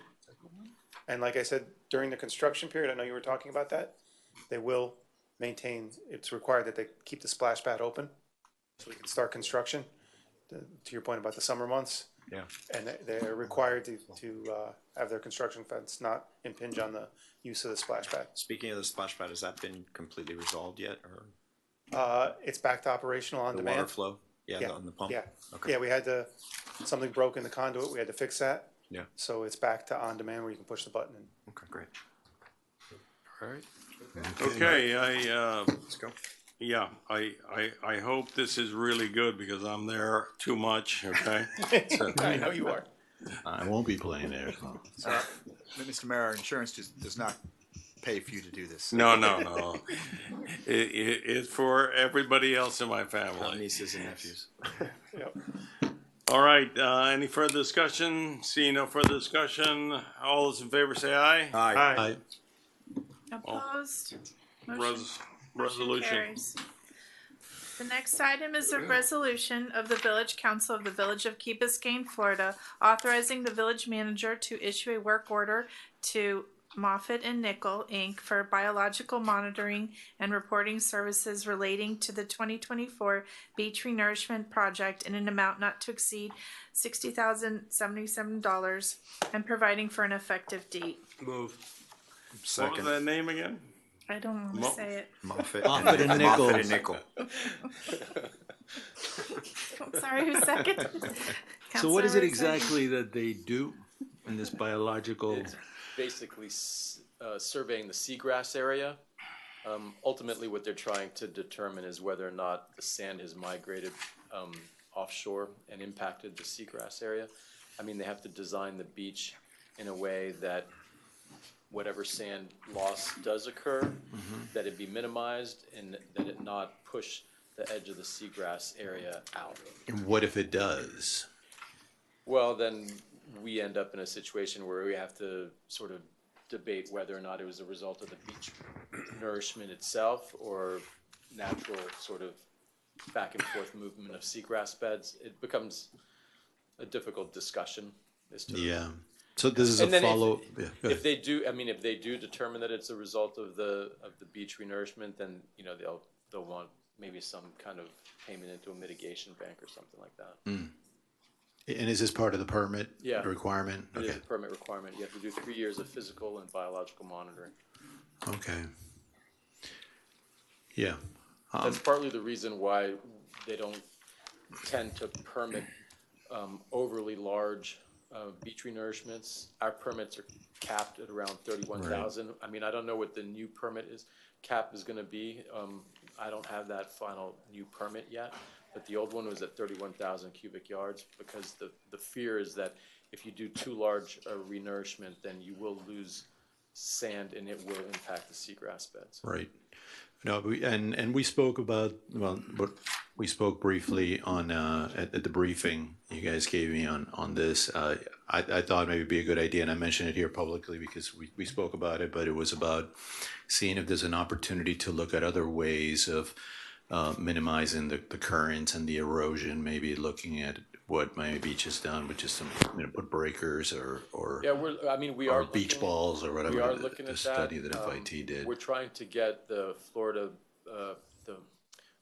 Beach Management Assistant Program to Man. work into their strategic beach management plan. Us being able to do a feasibility study on the hydrodynamics and sediment transport issues related to That's the excellent. submerged offshore barrier. Right. I'm hoping that they'll be able to get it into the strategic beach management plan, at which point we're already positioning ourselves to be able to do LGFR application for that feasibility study through the Beach Management Funding Assistance Program. And then assuming that we can get that done and the modeling results would indicate that it's viable solution, then we'll try and go to the next step. We're also trying to work with the Corps and get the Corps to consider it as part of their Back Bay feasibility study, where they're revisiting also the oceanside analysis that they did. So we are, we are trying to pursue that as a long-term strategy for reducing shoreline recession rates. But again, it's complicated because of the seagrass bed issue and the impacts that you would have to seagrass beds and mitigation and all that. Right. Yeah, I wanted to steer away from anything that would be too sturdy, like a jetty or things like that become kind of very, I can see maybe the Army Corps would think something like that. But something natural, something we already have. One thing that Roland did mention is we also have an appropriations request in as well. But that's what the feasibility study will tell us. What's feasible in terms of from an environmental perspective, also from a physical perspective. What works, what doesn't work. I think it's a fantastic undertaking and a great endeavor that you're doing, and I think it would certainly help us from further maintenance of the beaches and provide something that is natural and kind of cogent with how the beach is. Again, no piers, no massive rocks, nothing like that. Yeah, we're trying to do something that they're doing off of Miami Beach with UM. Yeah. We're trying to do the same thing.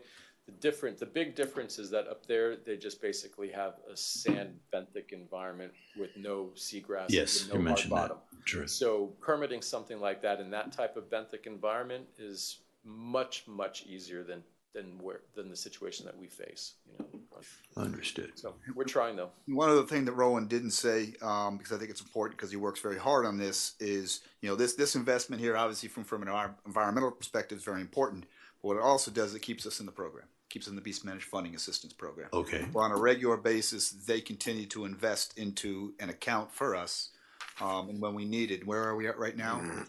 How much money do they have? $2.5 million. So we have $2.5 million right now set aside at the state, because the intent was we would have been there a year or so from now if we needed. Obviously, unfortunately, we got hit earlier, but that money will be there because we continue to be in the program. For the next go around. Yes, this is one of those things that keeps. So these efforts show us that we're doing what's right and to keep us in the program, right? Yes, and it's a reimbursement and it's a cost share program, but it's funds that are available for design and construction and monitoring.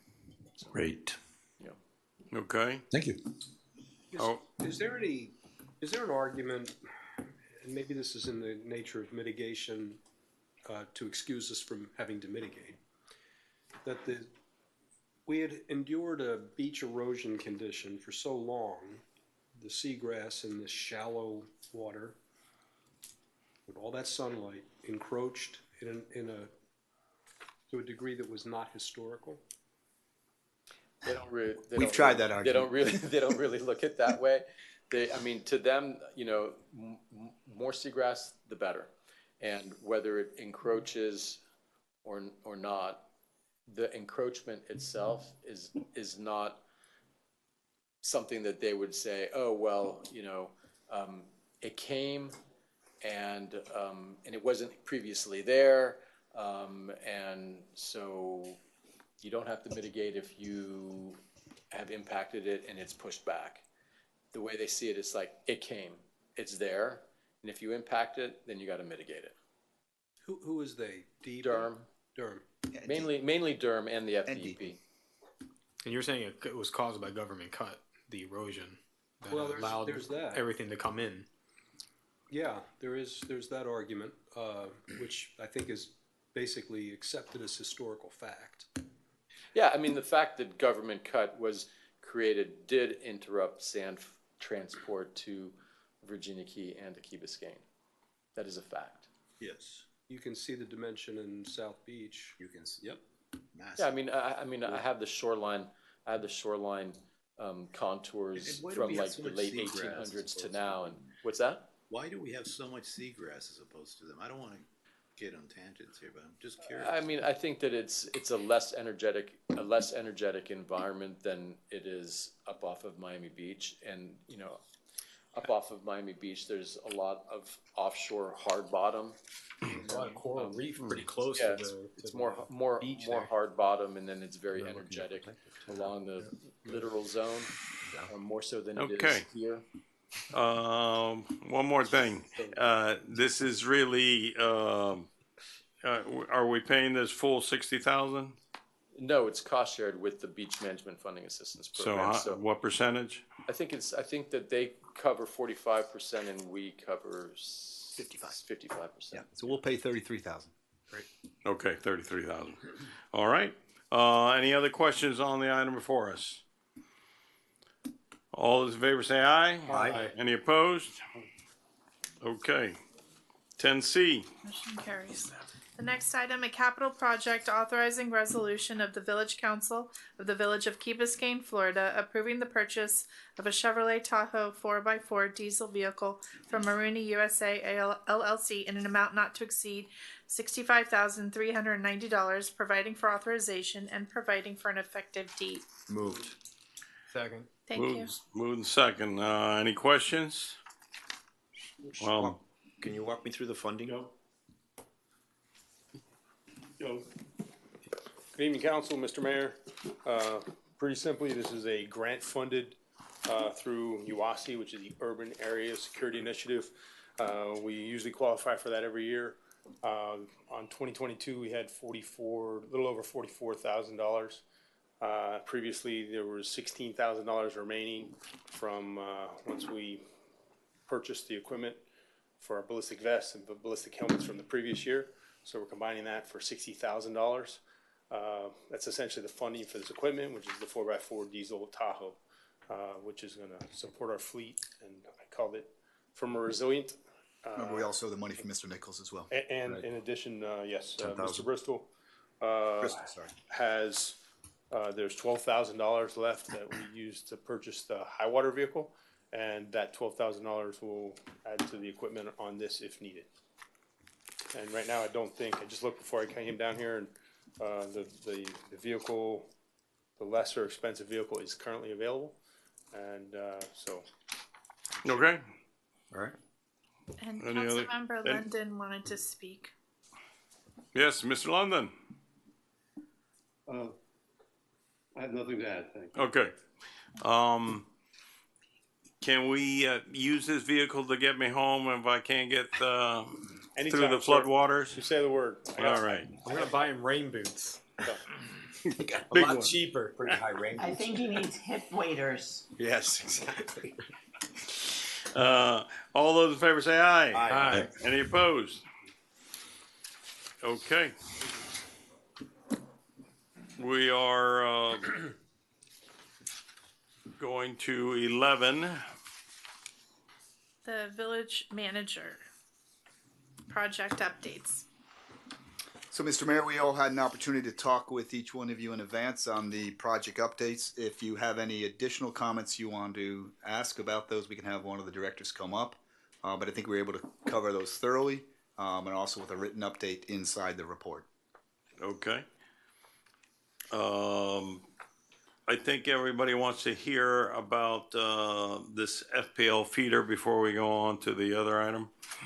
So you want to do that first? Yeah, let's do that one first. Okay, so what we'll do, and I'll ask Mike to come up, and as Mike walks up, what I want to do is kind of set up why this is on the agenda. So approximately three weeks or so ago, our FPL rep came to us and said, hey, I just want to remind you guys that we currently have a feeder hardening program in place that runs out in 2026. The window is open, but it's about to shut. So if there are any feeders that you may be interested in us hardening versus undergrounding, please let us know. So what I asked Mike to do and the team to do is take a look at the feeders that we have, make an assessment of which ones might or might not work, and then he's come up with a recommendation of one that we might want to consider. If we were to consider it, you'd give me the direction to move forward, ask FPL to put it into their plan and come back to us to see if that's something that they can actually do with the current resources they have. So even if we do say yes today, We still have to go back to FPL, and they would have to have the resources to do this if we choose to do it. So, Mike, if you would take it over from here. Absolutely. So I believe we were able to brief everyone, but basically what FPL does recommend, generally speaking, is to harden all the feeders underground, the laterals. For the village in the particular case, they would not recommend hardening all of the feeders due to the location behind some of the residences. For those, they agreed to continue on with the undergrounding. There was one feeder line, which primarily goes down Fernwood, then proceeds down Crandon, that they would recommend hardening. Benefits of hardening that feeder versus undergrounding: quicker to recover in a storm. For us, it allows more space underneath for the other utilities to be undergrounded. It provides easier maintenance, provides for the village cost benefit because FPL will pay for the hardening. And those costs are then spread throughout the state as part of the program.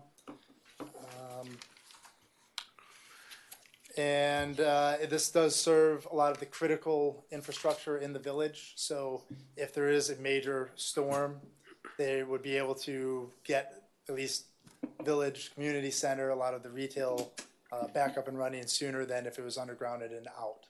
Okay. I don't know of anyone that doesn't want us to put our utilities underground. I don't know about you all, but I think that this would send a bad signal. We've been talking about it for a long time. We have started Zone 1, and in that Zone 1, we will bury the utility lines. I'm not sure. Yes, it would be great. You could save a few dollars. Fernwood's a major road for us, and making Fernwood look good would make the village look good. So as for me, I'm not interested in this. Mr. Moss. Yeah, I agree with you 100%. It would be the wrong thing to do is not to bury our power lines, especially on a main feeder. I sat on the underground task force, utilities task force, for I don't know how many years we sat there putting together this master plan. I disagree with what you're saying because we went through this over and over looking at statistics. It is much more reliable to be underground. And the way that you're saying it is almost saying that overground is actually more reliable because we can access it quicker, they can get things back up and running. But that wasn't the case because these guys, even if there's 2 inches of water on the road, they will not go up to the top and work on it. They have to wait until all floods have received, just the same as if they would have to wait for the floods to recede in order to work on any of the transformers for underground. So when we looked at that in comparison, it actually, the underground went out a lot less, and when you needed to get it back on, it took the same amount of time. Actually, it was more overground because a lot of times they're replacing actual cables, where underground they're usually going to transfer switches, putting them in, and then boom, everything's being re-energized. On top of it, underground is also redundant. So when one goes down, they're able to have redundancy so they can actually pull power from another direction and bring it in. When you're going overground, you're not doing that. It's all in one direction, so you got to wait for the guy to come, fix the 3 different places that something got damaged. And on top of it, the aesthetics. These are going to be much larger concrete poles, 7 feet higher, 9 feet higher. I forget what you said. 9 feet higher. 9 feet higher than what we have today. There's going to be more of them going down. I mean, I take photographs where you see it in Miami, where you turn a road and you're like, oh my God, what happened here? They hardened. We don't want that. And I'm not sure, even if we did go through this program, if we would be able to get the full 25% discount that you do by undergrounding the entire community, which that could be put at risk if we're not putting everything underground. So for me, 100% agree with you. This is the wrong thing to do. We need to underground everything. Mr. Sardina. Yeah, I have to, while I generally agree with keeping options open and available, I think we've looked at this for a very long time. We've been talking about it for a very long time. have to concur with Councilmember Moss's definition of reliability and how easy it is to get back on board. And, you know, from an aesthetic standpoint, I just think it doesn't fit with what the master plan has been for a very long time. So during our conversations, I asked the question, why are we going back now? And I wasn't really fully convinced that we had a really good reason other than just exploring the possibility of saving some money. I'm not 100% sure about getting back on. It sounds like what you said is correct as far as the water levels. I know that for a fact. I just wonder sometimes access to the lines, but I don't think any of those are compelling enough reasons to move forward with this. So I also believe that we should remain underground. Mr. Vasquez. Thank you, Mayor. Let me ask you a question. I'm reading through this. It says, quicker response. This is some of the stuff you listed here, and I want to read it for it says, quicker response for repair after outage can be serviced and repaired during inundated flooding. How does that concur or not concur with what was originally discussed at the underground committee, that it would be the same if we were above ground or below ground? Now, You were on the committee. I was on the committee. That's why I'm asking these questions. I mean, why do we now say that it can be repaired during flooding? Well, it can be done, repaired quicker after flooding. Basically, if there's water in the area, they can still go up top, whereas they will not touch anything in the underground until all of the. So that's water different is- from what was stated back at the underground committee, which was said there was no difference between either or, right? Because that's at least a perception. If memory serves well, that's at least a perception that we got back then. And I think we just heard it again from, so there's a couple of mixed messages here, at least from my perspective. Easier access for routine maintenance and repair. How is that better than undergrounding? Again, for being able to do, if there's shortages or if there's any kind of visual inspections, they can see it because it's above ground. That one's correct. That one's if you have like a broken line. Right. But the likelihood of an underground broken line is very unlikely. Right. If it happens, yes, it's more difficult. Because, I'm taking this at face value, and I don't have right now, memory doesn't serve very well as to what exactly, but I seem to recall the whole thing about the flooding and the concerns and going underground, that it would not be any difference, but apparently stated here is it would be a difference.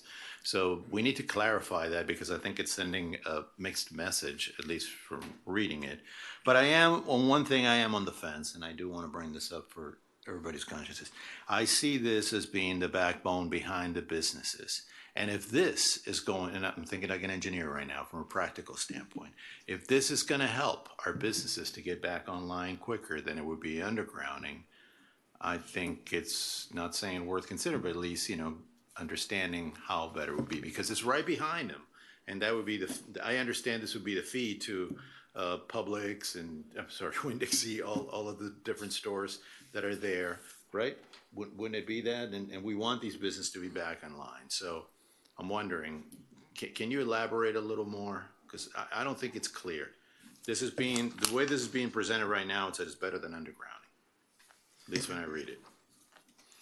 I think we see certain advantages for this particular feeder. I wasn't there during the Utility Undergrounding Commission that you were at, but just the discussions that we had with our FPL area manager, these were the advantages that they provided. As far as for the critical infrastructure, yes. So looking in a catastrophic storm, this would be something that they would be able to tie back into the power station or into a temporary power station that runs, and then more quickly connect back to the lateral lines that, or directly to the meters that would be able to serve. So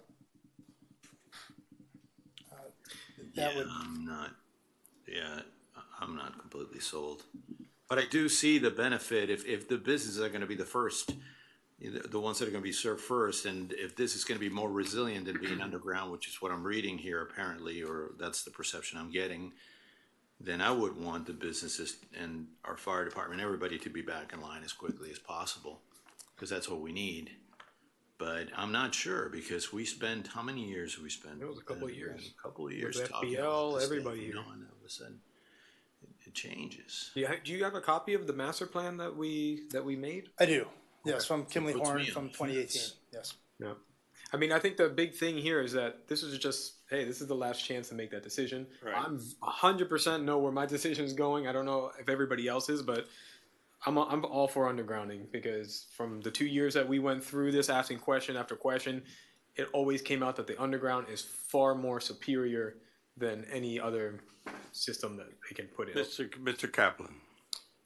Let's do a little bit better job in refuting these advantages, I think, because these don't add up with, I mentioned this to you when we were together the other day.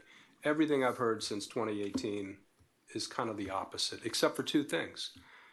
Cost, and it would be done sooner. I think those things are true.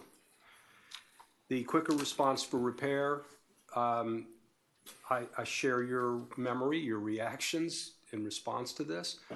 We've been told, not originally we got the contrary advice before, a long time ago, that the technology wasn't reliable enough and that the things do go wrong. But at least in 2018, to my knowledge, that changed, and FP&L told us it changed. Other consultants, I remembered the guys from North Carolina that came after the Hurricane Irma, told us, no, this is good. We're ready to do this, meaning underground. In part because repairs aren't needed. Things don't break. Your point about remote possibility, yeah, maybe, but we went through a briefing where they talked about how they actually can, without having to dig things up, troubleshoot repairs and do workarounds. I don't remember the details, but there was a methodology to do so. The bit about the more roadway space for undergrounding strikes me as especially perverse as a justification, because if that's the driver, that driver applies everywhere in the village, because we're doing a stormwater system and we're undergrounding everywhere for all purposes. And if that's the justification for not doing it on Fernwood, we're running athwart of our own policy in a big way. Agreed.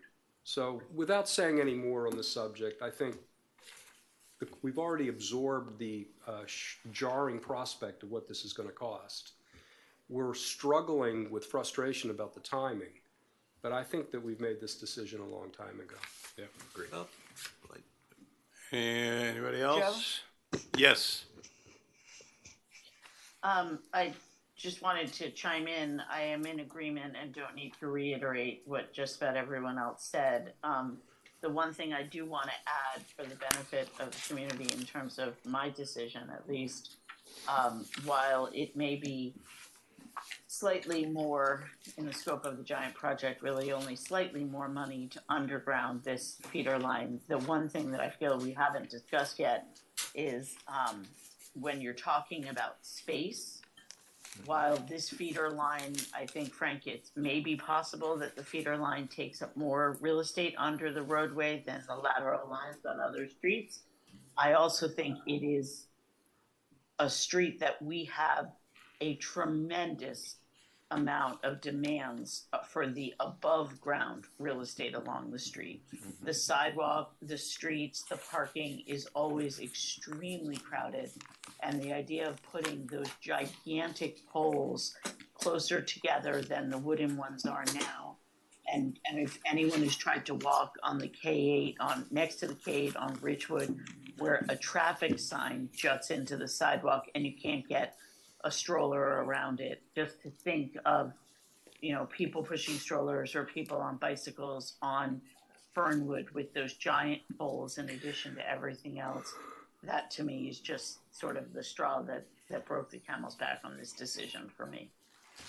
You're not here to, I passed my telephone around on the dais because I took a photograph of the pylon on McIntyre near the school, across the street from the school. Yeah, it's unbelievable. That multiplied by 30 something on Fernwood does not seem a good image for me. Okay. I think you have consensus of council. Got it, Mr. Mayor. Thank you very much. All right. Thank you. Um, What I like to do, Mayor, is I like to have Todd to come up, Director Hufferbert, and talk about the progress we've made with our VEX program. okay. The what program? He'll let you know. Yeah. It's our new vetting system. Yes. As you know, we reviewed our hiring and vetting procedures and established new policies to address these. Associated procedures, the courses were completed, the certifications obtained, and the equipment installed to conduct level 2 background checks. The results are provided by the Florida Department of Law Enforcement and the FBI. And also, we're requiring all of our employees, volunteers, permittees, and contractors to get this level 2 background check, as well as becoming Safe Sport certified. For example, right now, we don't have our athletics programs going, but in the fall, before anybody is to serve as a volunteer in any of our programs, they're gonna have to complete both the level 2 background check and the Safe Sports certification. Our contractors and permittees who don't comply will have their ability to serve in this community revoked. And you also have the policies and procedures there. We've been tracking this weekly as we work through this process. We're providing you the, now remember when it says level 1, that was the previous background check that we did before initiating this level 2 background check. And then you'll see as contracted programming personnel, that number will continue to grow over time, because we are not only is it the person who operates the program, it's all their staff. So we're working with each individual program provider to identify all the staff or all the staff they may send to our facility. Like our swimming instructor may send different people. They have to send all those people to us and have them level 2 background check. The background check system's been working extremely efficiently. We're receiving results within usually 24 hours to 36 hours. I'm currently the local agency security officer, so I can review those. We'll have somebody else become a local agency security officer on my staff going forward, so they have the privilege by the state to receive and review those going forward. And that's my report. Okay. What you have in front of you, Mr. Mayor, and I apologize, I didn't get out to you a little earlier, but is kind of the summary of what Todd just said, as well as the statistics on the back.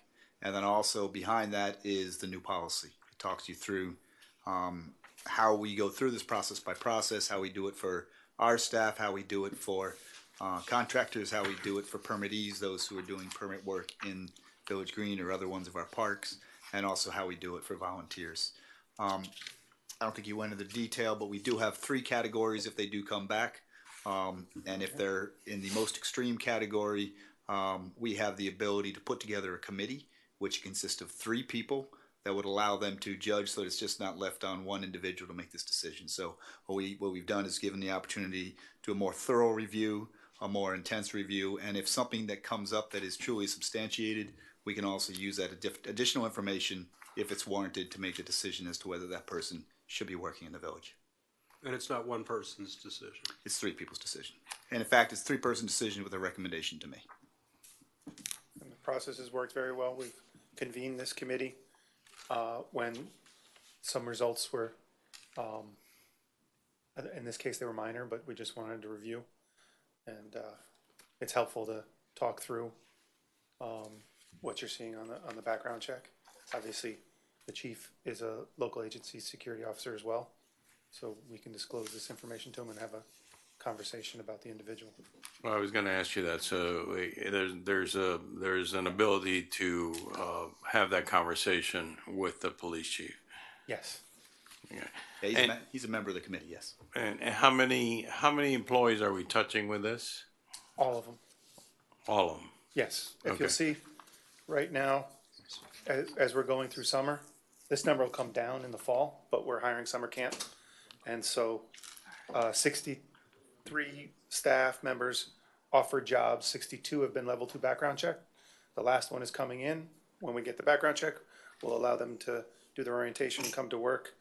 54 have been Safe Sport certified. All the full-time have completed both level 2s and Safe Sports. And since this was printed, 15 more of the contractors and permittees have completed their Safe Sports, because that deadline is the end of this week. And as you know, procrastination is common, and so all of a sudden we're seeing numbers. We're going to put, sorry, I mean to interrupt, No. but we're going to put this language, not specifically this language, a reference to this background check into the contracts for Yes. vendors, so they sign it, the bottom line, they know they have to do it. Yes. For all of them. Yes, sir. And when they terminate, let's say when a vendor terminates an employee, do we know about it? Do they have to notify us? Yes. How do we keep track of that? It's not the termination, it's when they hire, because. Well, I mean, they Yeah. let somebody go, then they, I mean Yeah. to say, they let somebody go, and they bring somebody in. Exactly. Yeah. So Yeah. when they bring a new employee in. Yeah, we'll add that. So, I mean, we're ramping up now, and like once we get this, like, the policy will be is they won't be allowed to coach or work with the program until they've completed this process. Now we're addressing our ongoing people, but it'll be a prerequisite. And a quick, I'm reading it too fast, so I apologize. You guys know more than I do, but is this recurrent? Does it have to be done on a recurrent basis? Every 3 years. Every 3 years. Yes. Nice. Okay.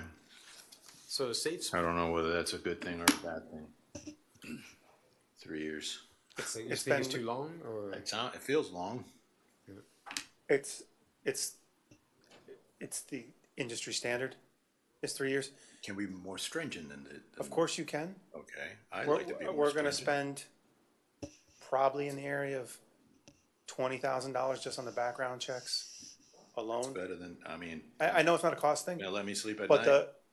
we'll have a discussion about it. but $20,000 with everybody together, or each person? You're just talking about everybody. Yeah, everybody. Oh, But I mean, we'll have a discussion about it and report back to you.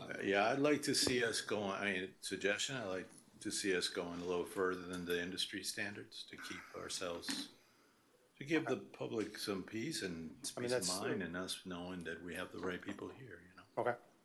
And oh, go ahead. Go ahead. What's apart from the frequency, and there's man hours associated with doing this as well. Apart from what's the check and balance on something goes wrong in someone's life? There's a reporting responsibility. I mean, what kind of due diligence is applicable generally in the world where? A good question. Do we have self-reporting mechanisms in our I think that's it. personnel? I think that's something we can look at and make that a requirement of employment. And so if you were to fail to do so, you would be subject to termination. Like, we can do that fairly well internal, but yeah, how we do, I think the big question is how do you do that with a contractor, and how do you do that with a volunteer? How do you do that with a permittee?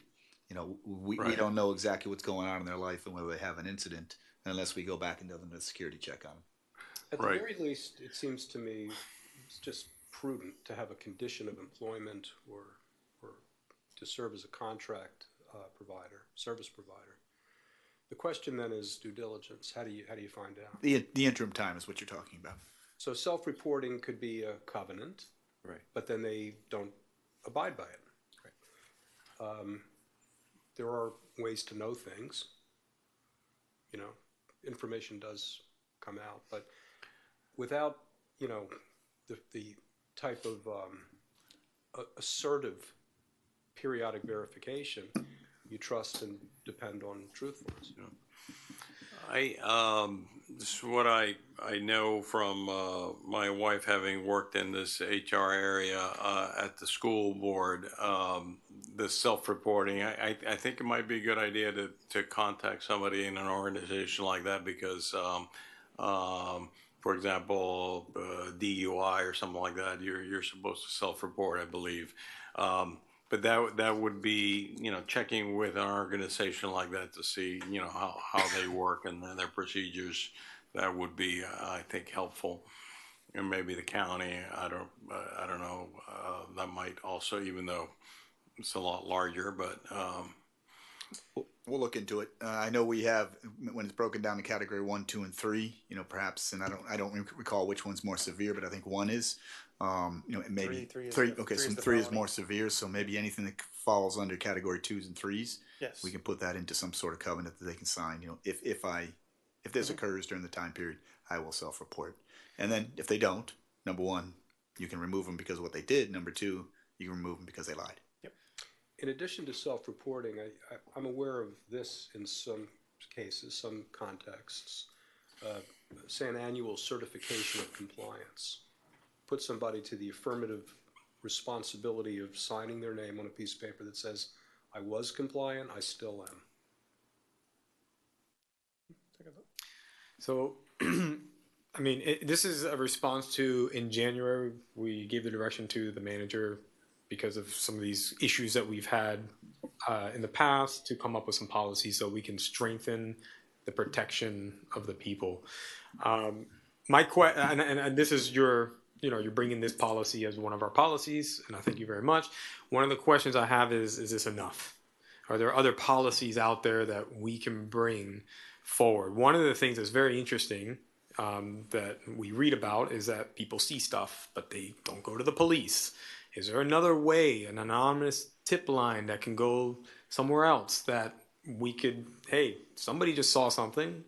They don't want to go to the police about it, but something came in. We have to go and take a look at it. I don't know. I'm just trying to think of out of the box. I mean, this is like background checking. That's one thing, but there's many other things that are going on that policy-wise we might want to look at. That committee that we referenced, when told of that, can address that. So it's not just the background check. Mm-hmm. It's somebody reported something. I heard something. It's that area between the background check and it's, if I was to hear something, I could say, and actually we did hear something recently. So we called the committee together and we reviewed it. How do we facilitate that reporting process? Exactly. To make it easier for people potentially to report anonymously. And I know this could create other issues, but. So, good evening, Mayor, members of council. What Todd was explaining is exactly what has occurred already, right? We're having a conversation, information was brought to an employee, that information was brought to us, right? There are mechanisms in place already through Miami-Dade County. If people don't want to talk to the police, there's Miami-Dade Crime Stoppers, and that information gets funneled, it gets assigned to an investigator. So if someone doesn't feel comfortable coming to the police department, to a police officer, they can remain completely anonymous. There's many avenues that information can be disseminated, and including this process that's been put into place. And when you talk about self-reporting, Councilmember Kaplan, there is a duty to report on the police and fire side also. It's part of our accreditation process, so there is checks and balances there. And if anyone has information, just like we encountered recently, person didn't want to come forward. We documented it, we wrote the report, we're looking into it, and that's what we'll do with any instance that comes up. But, I think a lot of the concern, rightfully so, that we have here is we've heard a lot of chatter of, well, I saw this, I saw that, I heard this, I heard that. There are avenues to come forward and be anonymous. There are people or individuals that you can speak to and remain completely anonymous, even if it's not members of the Key Biscayne Police Department. Most certainly, I would hope and stand here with 100% certainty that if something was taken and brought to us, we're going to look at it as we've always done. How can we communicate? Because you speak of all these manners in which people can report, but honestly, I'm listening to you and I have no idea of any of them. I can put out. So it's just not only to facilitate their ability to do it anonymously, but to get the information out. Like, so for instance, there's been conversations about Crime Watch community, right? They have protocols within those Crime Watch areas. I remember from when I was a kid and where I used to live. How can we effectively communicate to our residents so that they always have a method to report anything, and how easy is that method, and how are we communicating it? So we can get out the number of Miami-Dade Crime Stoppers very easily. We can communicate it. We'll work with Jessica and we'll get that information out. Crime Watch, we had the meeting here. I think we got to be very careful when we throw out the term Crime Watch, because there's a lot of guidelines that are associated with establishing a Crime Watch and how it gets started. And I think we saw in our meetings that we had with the individuals we brought in that there wasn't a high level of interest or appetite to move forward. But certainly, I think when we get the number of Crime Stoppers out, we have our non-emergency number, and we have, listen, our residents have well-established relationships with multiple members of our department. So it doesn't mean that they have to come to the chief of police or a member of my command staff. Our SROs, our VROs have great relationships. People call them on their phones all the time. To me, that's my preference, but I understand that there are some people that want to remain completely anonymous, and I think the best avenue to do that, because it's highly successful, it's not only in Miami-Dade County, it's something that's throughout the state of Florida, is Miami-Dade County Crime Stoppers, and we can get that information out, and it's relayed back to us, and the person remains completely anonymous, and we're able to investigate the information that's provided to them. Chief, if I recall correctly, isn't by state law everyone is supposed to report something like that? No, there are certain classifications of employees that have a duty to report, but if it's a regular individual citizen, I'm not aware of a law that I would have to refer back to Chad. I can't think of one off the top of my head. I don't think people have a duty to report other than it is the right thing to do, right? But there are a lot of individuals that are skeptical to come forward because they don't want to put themselves in the limelight or be exposed to the publicity of it. But that's why Miami-Dade Crime Stoppers is an excellent program. It's a program where you can remain completely anonymous. But again, I know I've said this to each of you, in order for us to put a case together, and let's take Key Biscayne out of it, any law enforcement agency, any information that comes forward, if we're going to go ahead and present this to the state attorney in any county, we have to have credible evidence to be able to come forward and present to a jury to get a successful prosecution. But again, I want to circle back to the Crime Stoppers. It is completely anonymous, and there are avenues that we can conduct investigations with our partners and with ourselves and try to build a successful case that way. So I just want to take a step backwards before we get into the case and that. Let's take a step back. So from a policy standpoint, we as I think we can as a village can adopt certain policies of how we want our vendors to behave, not from a criminal standpoint, but maybe a coach cannot be alone with one student or whatever it is.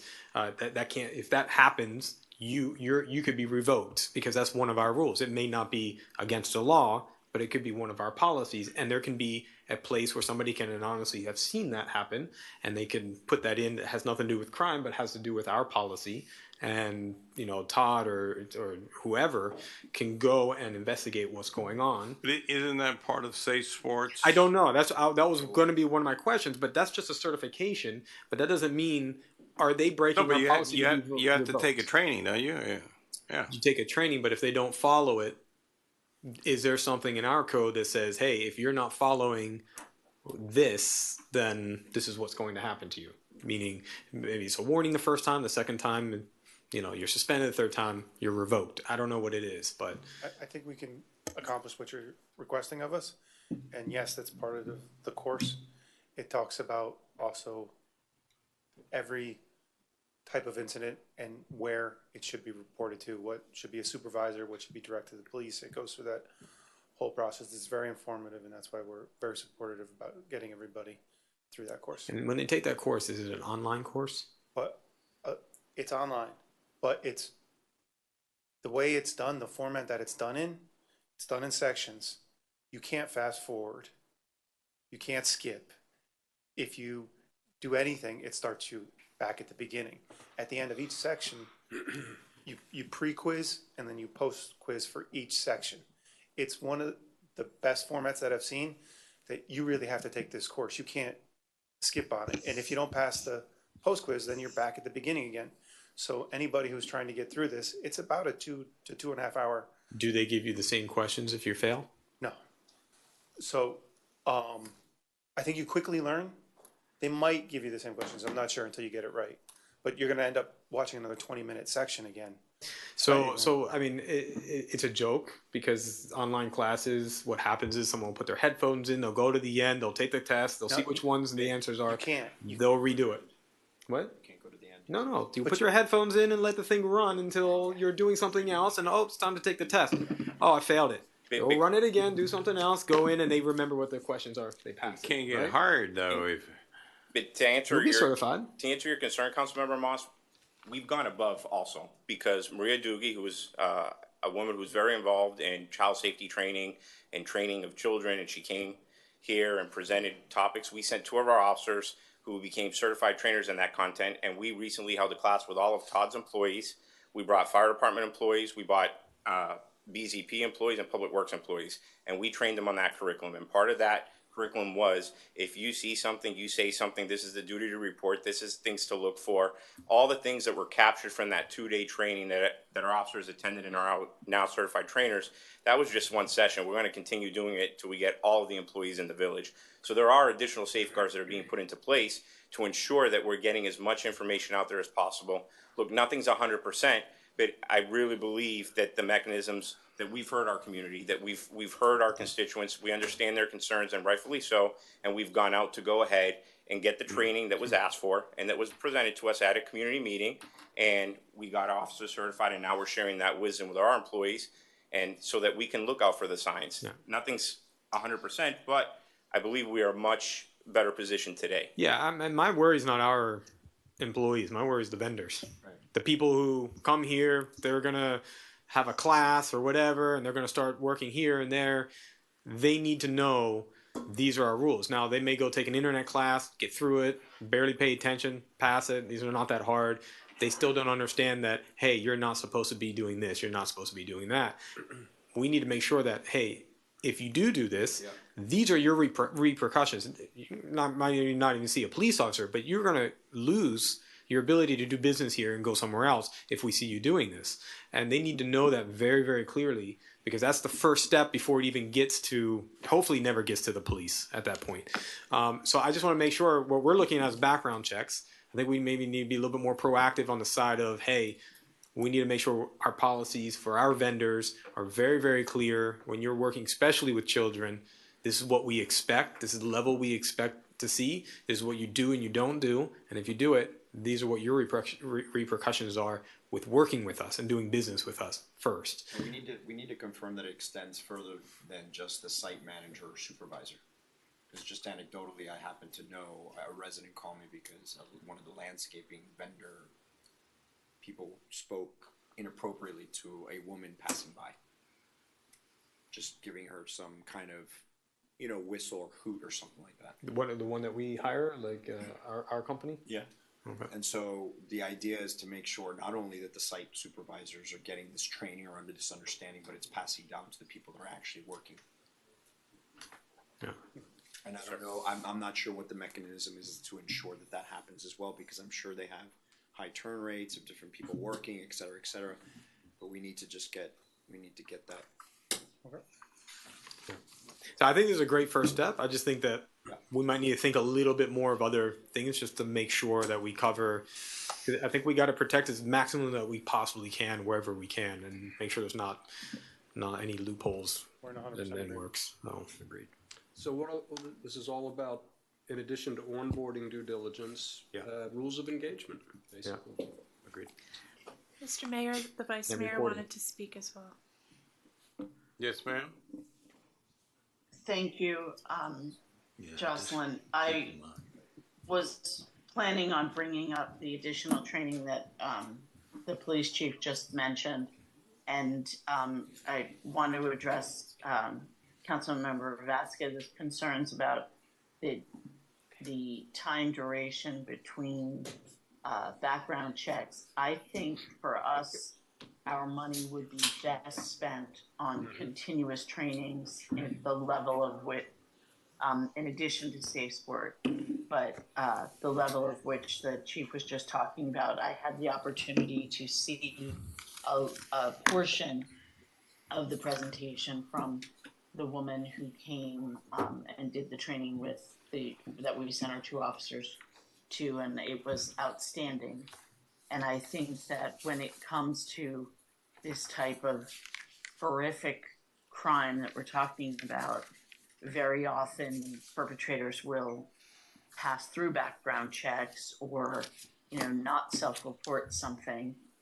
And I think where we can really do our best job protecting our residents and our children is twofold. One, with just extreme, constant, high-level training of all of our staff so that people are aware of what they should be looking for. including, who are vulnerable children who maybe need some sort of help in a different way, right? But additionally, I really strongly agree with Councilmember Moss's suggestion that we put in place very specific policies. If we don't have them currently in writing, they should be, in terms of vendors and paid full-time employees or part-time employees and their access in a sort of a limited setting to children. Coaches should never be alone with kids. That's as much to protect them and their reputation as it is to protect the children. And that should be something that we are very, very firm on. And it is not a criminal offense, but it is certainly should be a violation of their employment. So those were the two additional things I wanted to mention. And I think Okay, thank you much. to that point, some of these trainings that we've taken with and the courses, what we're doing is we're creating educated eyes in our community. Our volunteers are now educated. They know better how to look and to address and to prevent this from happening. So everybody that we get involved in this, we're creating, You're almost creating a educated. crime watch. Yeah, yeah, it's like a network crime watch. That's great. With our contractors, our employees, and our volunteers. Mr. Mayor, just one quick thing, and I just want to clarify. I appreciate what the Vice Mayor indicated regarding the training and obviously what has been discussed. Councilmember Moss and all the points that were brought up, I certainly believe that we should provide more stringent training and ways to monitor them, but I do think that 3 years is too much. For some reason, I don't want to get into temporal upon, but it just seems to me like 3 years, anything can happen in 3 years. It's a long time. And I think that for our, I guess, mental well-being and knowing that our children are safe, we should implement a much more rigorous re-examination, a reassessment of these individuals, especially the vendors, because they become more transient. They come and they go, they come and they go. So we don't know. And I think 3 years, to me, it seems too long. I would go a year or two at most. Could we change it just for the vendors to go every year and the employees could be longer? We'll have an internal discussion and report back to council. I I feel more comfortable with it. I think 3 years is just I like too that much. idea too, for vendors. Yeah, for vendors. Yeah, I don't necessarily think that employees should. Okay. So I think, Mr. Mayor, what I hear is so there's obviously a lot of good talk, but I think I categorize into four categories here. Due diligence upon hiring. Yep. Secondly is let's evaluate the frequency of screening. Mm-hmm. Secondly is continuous training. And lastly, establishing rules of behavior for both ourselves as well as our contractors. Yep. So let's put together a team. We'll talk about it. We'll come back over the next two council meetings to give you an update on it. So, are we having a council meeting in July or no? We haven't discussed it. We'll get to it. Can we say by August, the August council meeting, you can bring it Yeah, back? we'll bring it back in That's August. good. Okay. In the second council meeting. Okay. Okay, let's do what Mr. Kaplan had asked. Good evening again, Mayor, council members. So I want to go through this not in great duration because the legality of the state statute is quite cumbersome. And to the general lay person, I don't think they'll quite understand everything that went into this. But what I do want to explain to the public that is watching and communicate to them, because there has been some inaccurate timelines reported out there. And I think it's very important for the general public to understand that when I stood here before you and said, we take this seriously and we're going to initiate immediate action, we did. But so the public understands there is a couple factors that go into a police officer investigation. One being state statute. Police officers in the state of Florida have a state statute that's called the Police Officer Bill of Rights. It's quite lengthy. It details the investigative process and how the process has to go. Some of the things just to highlight in the statute is how the investigation is going to be done, notification to representatives of the collective bargaining group, and progressive discipline. We also have administrative policies, as you know, that address progressive discipline and how that's done. And then there's the union contract and labor law. Because the officers are part of a labor group, there is labor law that has to be followed and consulted with. The investigation timeline in the reporting says that it may have started at a two-week or 30-day period later, that doesn't mean the investigation wasn't underway. We had numerous conversations with our attorneys throughout the beginning of this, determining if this investigation was going to be handled internally or externally. And ultimately, the state statute defines how that investigation is handled. And by law, we had to handle it. But for full transparency, as I indicated to the public, we consulted with the Coral Gables Police Department Internal Affairs Division. Their commander was alongside our investigator the whole time and did the investigation. I think there's great concern out there, and I understand that people may not understand how I made my decision on discipline. My decision is made according to the statute, progressive discipline, and labor law. In the private sector, it's very easy to terminate someone because in the private sector, they're not a member of a collective bargaining group. They don't have a state statute, and they're not exposed to many of the things that police officers are. If someone gets fired in the private sector and you Google them, you're not going to know why they got fired. I think if we Google the officer in this case, we all know what happened. And as I've said from the beginning, it's not behavior that we condone. It's unacceptable. It's not reflective of the men and women of this police department. Just for context, and I don't want to sound defensive because it's going to come across defensive, but when you look at progressive discipline, you have to take someone's character into question.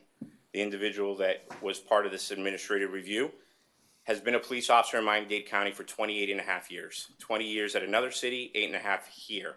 Zero discipline. This was their first discipline that they received in their entire law enforcement career. In that, they were also Officer of the Year 3 times.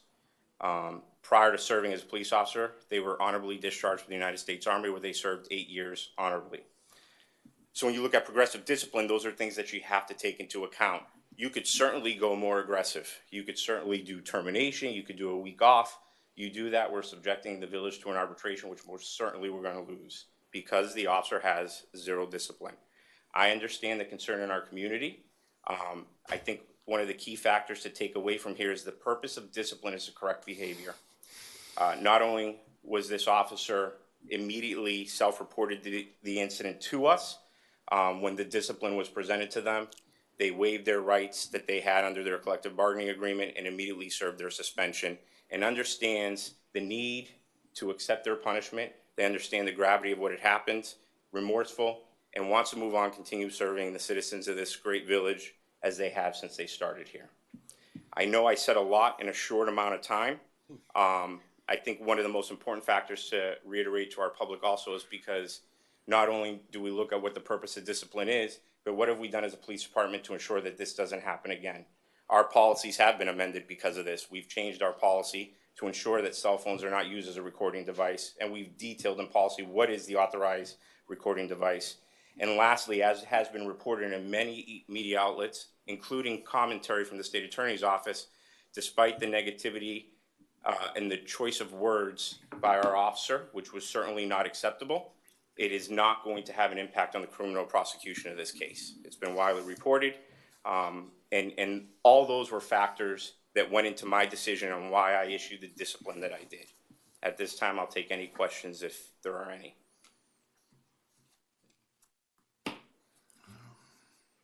I don't have a question. I think just it might be helpful if you have an insight or something to suggest about, you know, sort of the larger context and the work that was done that included this denigrating expression.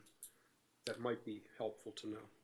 Yeah, so to Councilmember Kaplan's point, there is a recording, and everyone has heard snippets of this recording. And when I say snippets, you're hearing 20 seconds. The recording is 48 minutes and 17 seconds long. And it is a public record, the majority of it. There are some things that are stricken from the 48 minutes and 17 seconds because of the ongoing criminal case. But if there's anyone in this community or outside of this community that wants to sit down, I am more than willing to have an open, transparent conversation, provide them with the recording. It is a public record so that they could hear the context of the conversation. Again, by no means are we accepting or condoning what was said by our officer. And as a leader of this agency, I stand here and accept responsibility for the way that the public fails. And it's our job to ensure community trust. And we are committed to remaining committed to this community and delivering the services that we always have, and we're going to continue to be here. I understand that there are some members of our community that may feel that they can't come forward, and I stand here today telling you, you are more than welcome to come forward. You are more than welcome to come here. We are going to take anything that you say seriously. We are going to accept you. We are going to listen to you. I understand there may be some hesitancy, but I ask you to come to me, come to my staff, and give us the opportunity to hear you out as we always have. This officer did choose poor words, and he paid discipline, although I understand that some may feel it's not enough. To Councilmember Kaplan's point, there is a larger contextual meaning that goes into this investigation, and I'm more than willing to speak about it with anyone. I just wanted to quickly, you mentioned the state attorney's opinion was that there is no impact to the case. Yes. What was said by the officer. Yes. And when this administrative review started, you know, this is something that's not captured in the timeline, but I think is an important fact because it has been reported in various media outlets that the review didn't start right away. As soon as that recording was brought to me and my staff's attention, one of the first phone calls I made was this Miami-Dade State Attorney, and we had a conversation. Obviously, this is a very different conversation if we feel like there's an impact to the criminal case. But they've gone on record and said that it has no impact on the criminal case. Okay. Thank you. Okay. Thank you. Thank you, Chief. Mr. Moss, on street tree plan. Actually, I just have one comment before that. So I'd like to just take a quick moment to acknowledge our current mayor, Joe Rasco, has qualified for re-election as mayor of Village of Key Biscayne. Congratulations. Is that thank you. Is that a mental awareness thing that I need to have my head examined? No, thank you. You're welcome. All right, so on the street Mr. Moss. trees, yeah. So I have to bring this up because I was very upset. I don't know if it was a week or two ago. I came home around 5:30, and there's a construction project going on across the street from me. And there are some huge trucks there, and they just got finished cutting down about 4 fairly large street trees. Size of diameters of being, I measured them because half of the stump was still there, 26 inches in diameter. These are 30, I think we planted these in 1991 when we became a city. So what does that make them, 30 some years old? Mahogany trees, oak trees, just cut down. And I was very, very upset about it. So calling Jeremy and everybody over there going, what's going on? I even went up to the contractor and said, you have a permit for the, at first I asked him, you work for the city? He's like, no, I work for the contractor. I said, you have a permit to be cutting down street trees? And he said, yeah, we got a permit. I was like, there's no possibility, right? So we call and we find out that the village issued the permit. And it was a mistake.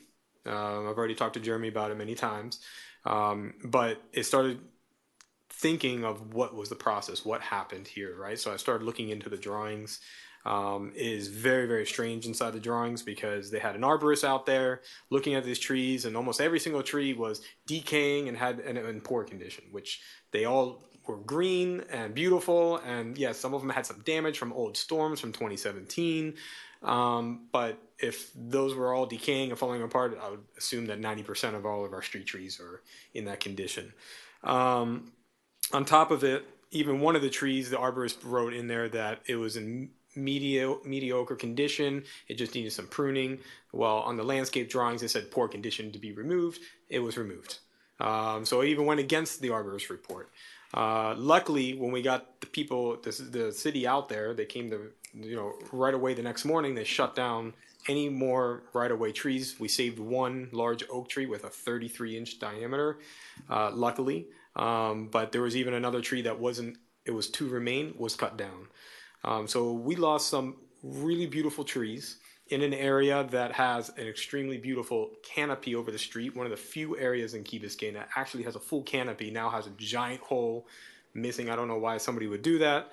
One of these trees were literally between the sidewalk and the asphalt of the street.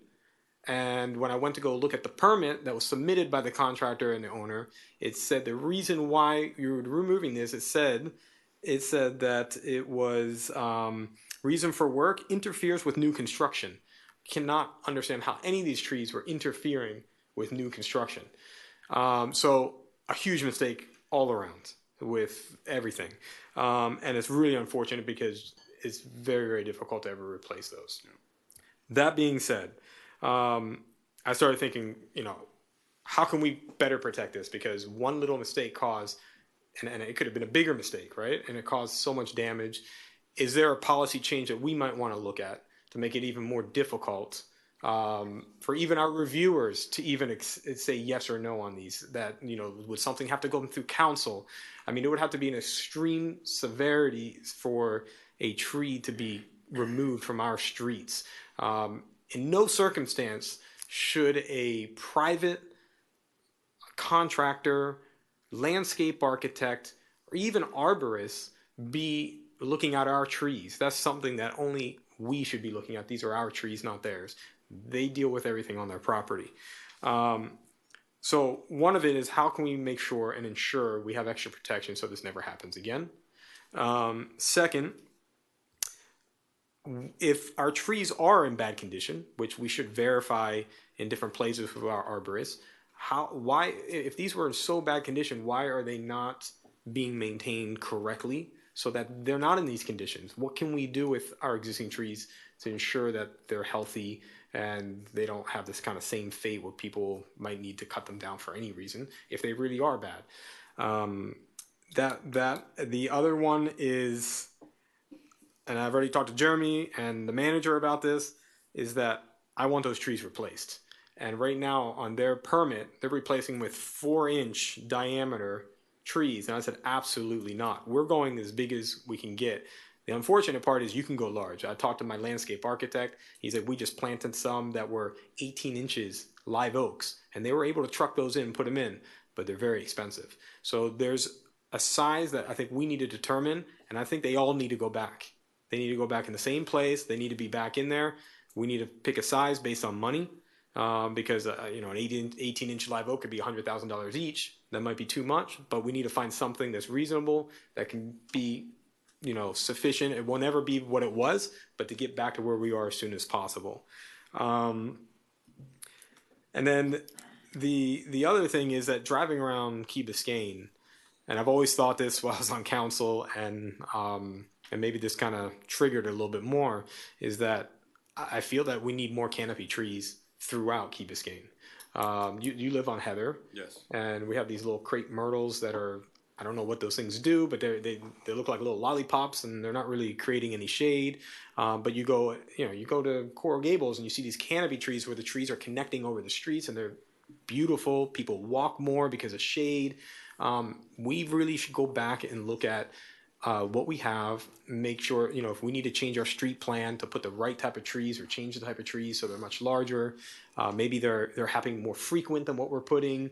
Find out where the holes are so we can start filling those. Because I think we need to do this, and we need to protect them. And we cannot let contractors, owners, landscape architects, arborists come in and tell us that they need to tear down trees because it's in the way of their construction, which has nothing to do with their construction. Maybe it's shading something they don't want to be shaded. I don't know what it was, but it was ridiculous. And I think we need to change our policy here. I'm not sure how far you guys would want to go, but I thought we should have that discussion, and then maybe we can start working on that. Mr. Vasquez. I couldn't agree more. I mean, I fervently agree with what you said. I think we definitely, what was done is atrocious. I don't know how it happened. I don't think it should never happen again, number one. We should never allow that again to happen. It just reminded me, I just came back from Bogota in Colombia, and what they do there, which is really interesting. The cab driver was driving me to the airport, and you can see, look at every tree. Every tree is marked, and they have a tag for every tree where they identify the species, and they also have a number that is tied to a GIS, and they have every single tree monitored. What they do is that they balance the diversity of the trees. They also protect them. They have the age recorded. They have it's like a birth certificate, I guess, or just a clean bill of health for the trees. I don't see a reason why we can't do that. If they do that in Bogota, Colombia, which is over 15 million people that live there, I guess, Why can't we do that in Key Biscayne? Why can't we not have better control and better monitoring of our trees to make sure that A, we protect our biodiversity, we ensure that we have proper shading. It's simple. I mean, they're stationary. They're not going to go anywhere. We could just easily GPS them and keep track of them. So I completely agree with you, and I want to find funding so we can do that because I want to see more canopies. I Let's agree use this as a with good you. lesson. We do keep track of all our trees, right? It's, I mean, we have to for Do we accounting have them- purposes. You have to keep track. But let's address some of the things that come out. Number one is what can we do about the current situation? Number two is what can we put in place to improve our canopy long term? So one at a time then. Again, Jeremy Karascogger, Building Zoning Planning Director, and we do oversee and we're responsible for reviewing tree removal permits. And this was quite simply an error. Like, we should not ever approve, and we are not compelled to approve removal of any trees outside the private property. Even if they come with a report saying the thing's about to fall on their house, it's our tree. It's our property. They could make us accountable, but it's really up for us to decide. So this was an error in a review to allow it. So we've corrected that. We've in fact gone through every single open permit that we have as an audit to make sure we haven't done this again, and we haven't. So that won't happen again in anything moving forward. Certainly with a permit, right? You can't, if somebody does something illegal, we'll act quickly, but we can't, we can't prevent that necessarily 100% of the time. Did I understand one of the trees was removed that wasn't permitted to be removed? I believe so. Was So, there any if that's the case, then we can, part of the mitigation for that, we can have them install oversized trees. Do Compared we have to a what they rogue would be contractor out there? No, this was all done in good faith. This wasn't a rogue contractor. They had a permit and they were acting according to the permit. They might have cut the wrong tree and left By accident or something. accidentally left another tree and cut the wrong tree, like on that sort of thing, because they did leave one of the trees. I find that So- surprising. I mean, they should know precisely what trees they need. They should, but mistakes happen. And once we asked them to stop, they immediately stopped. They were not doing anything they thought was wrong. They were going by the permit. So That's actually frightening.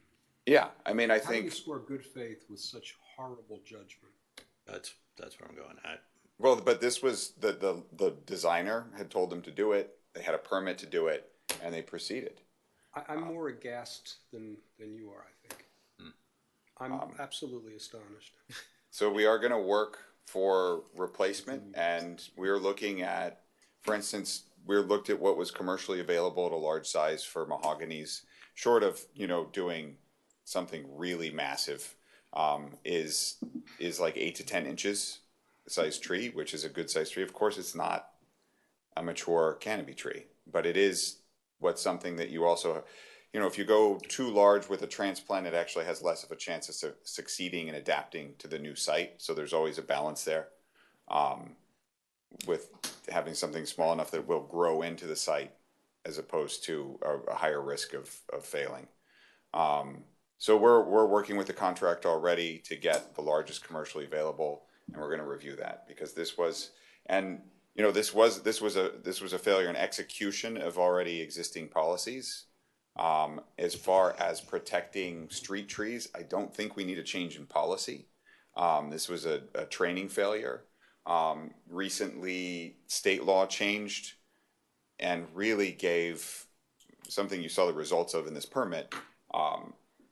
They really undercut local ordinances protecting trees because they changed the rules so that any arborist or landscape architect can make a determination that a tree is in danger, and it gives them the license to remove it without any real oversight from a municipality. Now that applies solely to private property, Not in the right of way. not in the right of way. And I think that's where the error in judgment was made in allowing the permit to go through. So we've corrected that in terms of everybody knows under no circumstances are trees to be allowed to be cut in the right of way. There is no condition where that interferes with a building site. If they want to build a wall there and our tree in our right of way is adjacent to it, you can build around it. You can go over it with a floating foundation or, you know, a beam in that area. There's ways to do it. And we do not have to grant that.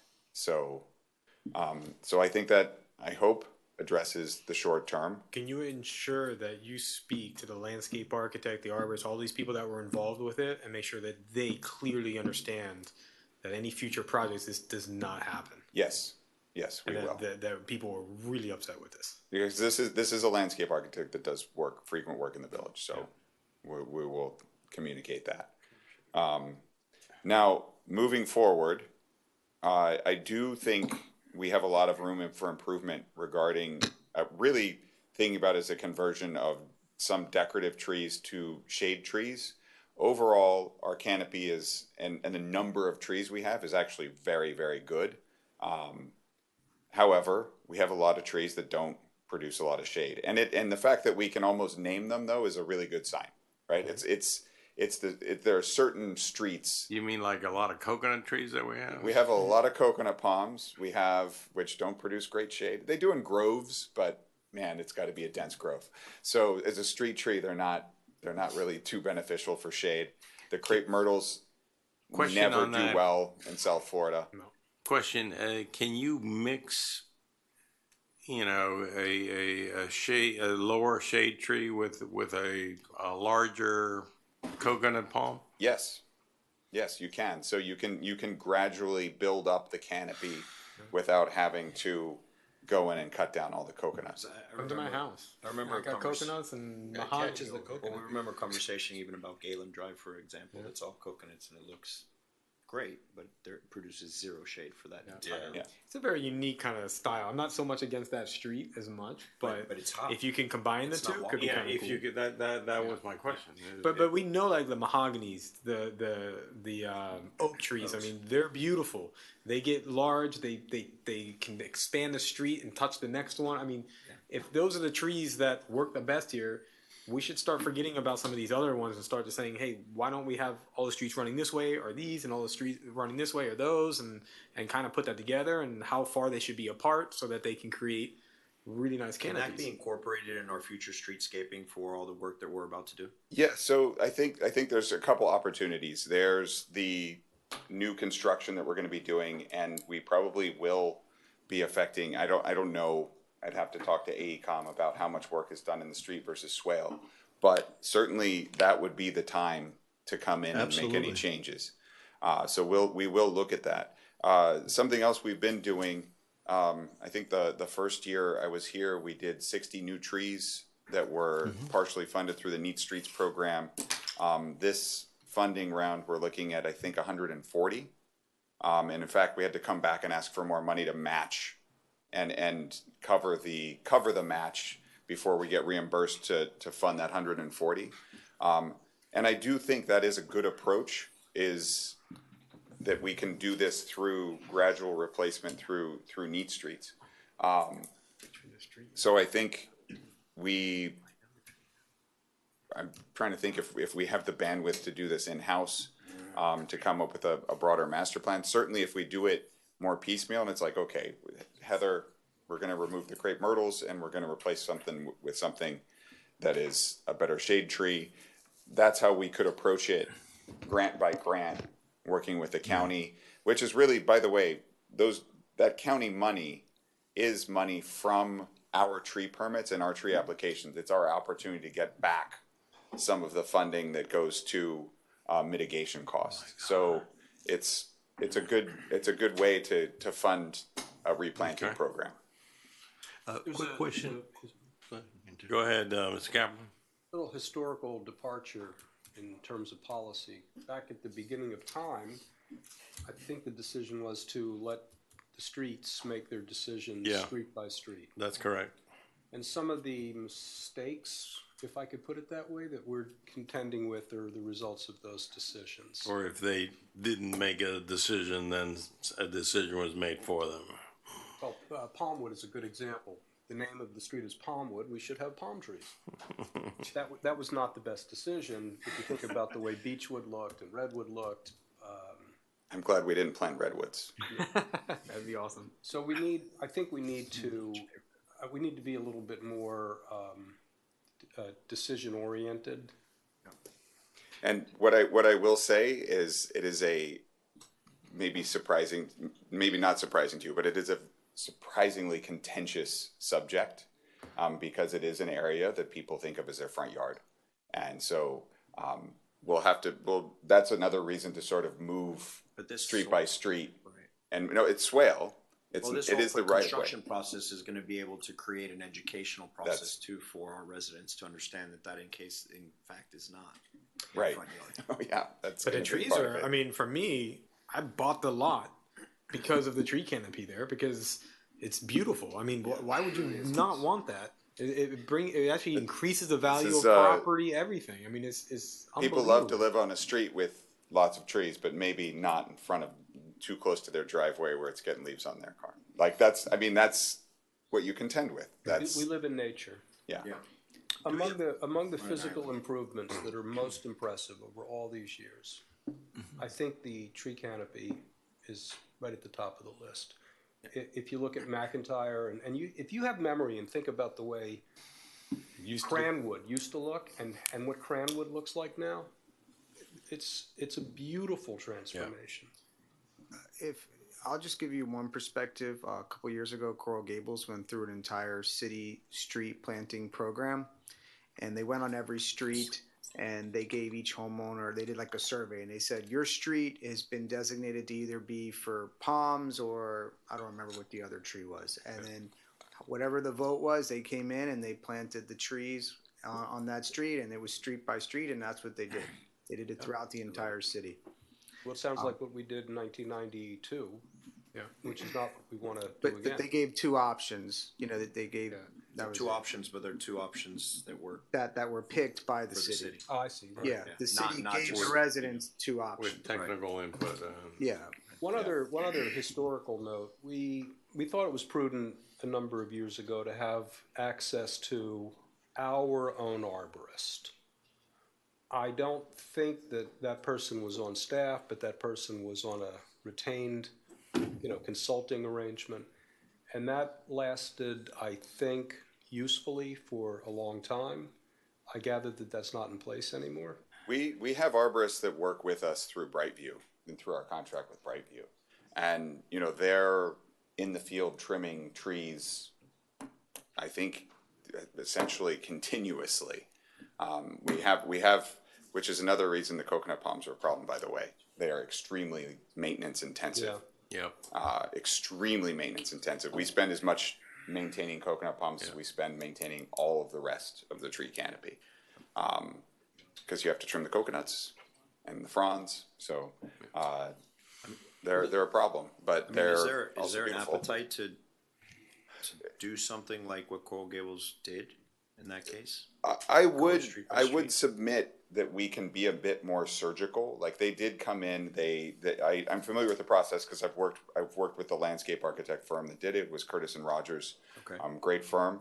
But it was the full process. They came in, big contract for an overall streetscape master plan, recommendations down to street by street, and then moved into the phase of which of the menu of trees do you want, even down to the detail of do you want 2 or 3 trees or 1 or 2 trees in your yard. Yeah, I So think that's too much. I mean, it was we a can lot. drive around Key Biscayne and know the 2 or 3 type of trees that work best. And I mean, I was almost saying like all the ones that run north and south get this type of tree. All the ones going east and west get those types of tree. And that's Okay, it. let's do a prudent thing here. Let us get staff to work on this and bring something. Yeah. To us Sounds with a good. plan. Also, just want to add one quick thing. Let's understand the health of our trees as well. Yes. Because decisions are made sometimes on this tree's not healthy or somebody's opinion. I like to have an objective opinion of the health of the trees and if we're going to plan on replacing them, so we can plan ahead. And it's Yeah. not some contract. It's, oh, this tree's unhealthy, I'm gonna remove it, and the decision's made like that. So And so I will say, we do have every single tree geotagged and identified by species. Great. I don't know how extensive the database is in terms of tree health or age, but we do That's what have that's quite a what bit of GIS information. for. Yeah, You yeah, can- yeah, so it's really you can just a just matter of add adding more- information points. more to attributes, the yeah, ones more, we already yeah. have, yeah. And they never require, when the arborist says the tree's decaying, it's in poor condition, when they cut it down, you tell them to take a slice right at that height and say, let me see the decaying.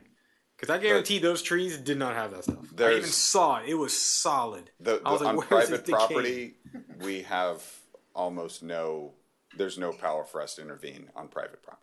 We did have a condition of development approval at one point about the right of first refusal to take trees rather than have them demolished on demolitions of single family. Oh, to transplant? Yeah. I hope that's still on the books. That'd be great. Because that was useful for, in our discretion, we can take it or leave it. Good evening. Just wanted to give you guys a little update on what it is that we do with our tree trimming contractor. And we do require them to have an arborist, and they have to inspect the trees every year when they go and they cut it. And if they see that the tree is in bad condition and it poses a danger, then they would let us know. That so far has never happened, except for when there was a fallen tree that was a danger to prop up. That's the only instance that I can think of. So if they do find a tree in bad condition, the only recommendation is to cut it down, or is there a recommendation of how to bring it back to health? Well, it would depend, because their job is mainly to tree trim and to get the structure of the tree Oh, stable but I thought you and meant to an make it safe. arborist. I thought you meant an arborist looks at one of our The arborists goes out. The arborist is part of the company that we selected for the tree trimming. Okay, so we arborist require them looks at to it? inspect it and to let the tree trimming crew know how to trim it to strengthen the structural integrity of the tree. Okay, that's if that how you tree get is it sick, better. Okay. right? If that tree is sick, then or has any issues, then the arborist would have to tell us, because it becomes a health and safety issue that we will be liable for. Yeah, They but have it would never have to be told us that. it would have to be a sick to a certain point that's so severe that it's at risk of falling. Yeah. But there are sick trees, like they were saying that these ones were poor. I mean, they didn't look poor to me. I mean, in that case, they could come with a recommendation like you need to do A, B, and C to, which they is do. trimming or whatever it is, and that They- happens right now, right? Okay. Yeah, they should. We just have never gotten it because the trees are in good condition. But these people were just like, hey, they're in poor condition, kill them. Our trees are. I don't know what they said, but Look, our trees are usually overall, our trees are in very good condition. Okay, good. And the only time we have an issue is when we've lost some in the storms. And that's another thing we've done with the latest tree grant, is to actually really identify where we've lost them. And even along Crandon, there's a number of places where there's gaps in the teeth, right? Like there's been an oak got hit by a car here, or blown over in a storm there. And so we're filling in all of those pieces. And yeah, I think this gives us direction on where to look as we move forward for next grant cycles. Okay. Excellent. Thanks Great. for bringing it up. Yes. Yeah. Excellent. Couple little things left. I propose that instead of having this July 9th meeting, that we take up the item of the setting of the high limit of the millage on June 25th, when we are together for the budget workshop. If we could, Mr. Attorney, can we do that as a one item separate from the workshop, I guess, or? Well, I think there might be a little bit of the manager, I think, will speak as to the timing. I mean, legally, you can call a special call meeting and you can give that direction. You'll have the preliminary numbers at that time. You won't have the final numbers, but you may want to get All right. input from the Okay. manager. I have a conflict on July 9th anyway, so I can be available That's sometime because I after. remember you and Allison both saying. I'm probably gonna be on vacation. Oh, also? Yep. I have another council hearing to be at in another place, so. So July 9th, not looking well. My concern, Mr. Mayor, is if we don't have a meeting between now and August 27th, we go for 11 weeks. Then we go through September, not another council meeting, and then we go to, I believe it's October 15th. So we're talking almost 30 weeks with one council Well, meeting. we can maybe move the August meeting for back So all the way to October. Because we'll only have one council meeting in August if we. I could do a different day in July. I just can't do the 9th. I mean, if I can attend remote, I can be around. I'm just probably gonna be 6 hours. okay, let's split the conversation. Can we do the millage on that date of June 25th? Get that over with. I think we'd be more comfortable if we know what our property tax is, Mr. Mayor. I want to be very careful about being. You know, 99% of what it is. If you all are comfortable, and we can make an estimate, and we'll make it very clear that it is an estimate of what we believe is going to come in on July 1st. We're basically setting the upper cap, limit. the trip where you can't go above it. Yeah, the cap. Yeah, Just set it at like 30 and we're good. No, you don't want to go. I heard that. Go there. You don't. Yeah, we now have You new don't want budget Pedro direction. having a heart attack. We now have new budget direction. You will get what you asked for. I'm not saying the budget to that. I'm just saying that that's just a limit. There's no limit. So we'll figure it out when budgeting comes. Now we want to be able to give. Well, we do want to give a reasonable amount, but if that's what you want to do, Benjamin and I will make an estimate. We'll try to get some advanced intel. But I want to make sure that it's clear as we go forward that it will be based on estimates. Okay. All right, you guys are good with that? Sounds Just help us with the proper assumptions and yes. Yeah. Okay. I think that Mayor, in your proposal, you would call for a special call meeting on the same day as the workshop. Yeah, to only deal with that one issue. The only problem is, does that have to be time certain? No. Okay. Then, because it's obviously going to be after. Because it's got to be after we do the. Well, this is how we used to do it. When we were first on council, we never had a July meeting. We would always set it on the June workshop, and it would adjust a little bit. But oh, really? We always did it like that. So the sequencing is we go through the budget hearing and then we set the millage. You can't set the millage without knowing at least preliminarily what the budget is. Yeah, so we hear what the budget is, and we kind of have a feeling of what the max might possibly be. Right. We set that. We did that last year, didn't we? Yes, because no, we did it in July though. Well, we always set, under Florida law, you have to provide the ceiling, the millage ceiling. Now, over the years in Key Biscayne, we've done it differently. During some managers' regimes, the manager can set it by him or herself without council weighing in. That's rare, but we had a manager that did that routinely. We have managers that have taken it to the first week in July. At the end of the day, we have what is it, Benjamin? I think 30 or 35 days from July 1st to certify whatever that number is to the county and the state. So if you meet on that day, you're going to have the preliminary numbers, which come out on June 1st, but you won't have the final numbers, which come out. It's already July out, 1st. yes. So, correct. They're already out. Okay, and along the same lines, Counselor, you mentioned that we may need to have some shade meetings about some negotiations on. I don't have. I will be calling for an executive session. I don't have all the info yet. In it for the case. So why don't we I'll call it maybe at our next public meeting. That's fine. Okay. To hold one. We have a couple of lawsuits, tort related, that we need to bring to your attention. So. Okay. All right.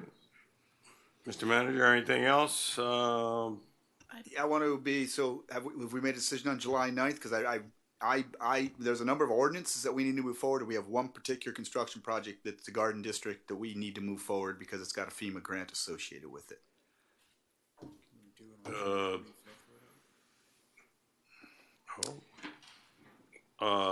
Everyone here is telling you the 9th doesn't work. So, if you want to work towards a different time limit later in July, then, I'm good after the 9th. Any day after the 9th, I think I'm good. think that's fine.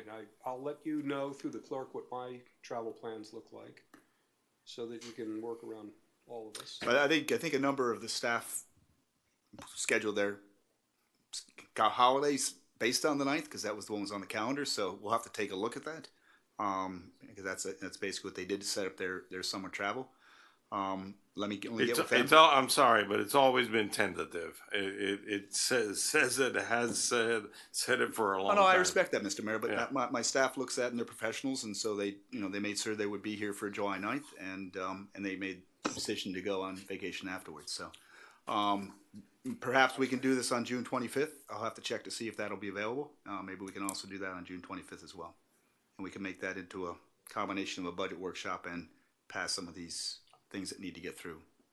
Good with me. I'll likely be on vacation. I can join remote. Probably others can do the same. So. On the beach? Yeah. I hear they have an interesting tree program in Bogota. In Bogota. Actually, you're right. I'm going to All right. I'm sorry, just so I'm clear, you were probably gonna do a special call meeting for items that needed to pass at the June But 25th? let the mayor and I speak about it, and let's see what works best. But yeah, just be prepared. Let the mayor and I speak on that one Okay. before we make a decision. Anything And- else? Can I just make a quick note on the Form 6 since it's relevant to all of you guys? Yesterday, the court did issue an injunction against the enforcement of the new state law, SB 774, requiring municipal officials and candidates running for office to file the Form 6. It's a statewide injunction. It applies across the state. The clerk's office has received guidance on going forward, so if any members of the public or the council wants to receive that, she can provide it to you. For the benefit of you as the council, on July 1st, by July 1st, you will need to file your, it was Form 6, but you'll have to file a Form 1 now. And the Commission on Ethics at the state level is in the process of updating their electronic system to allow for you guys to do that. That should be addressed in the next coming days. They're going to be sending the Form 1 around?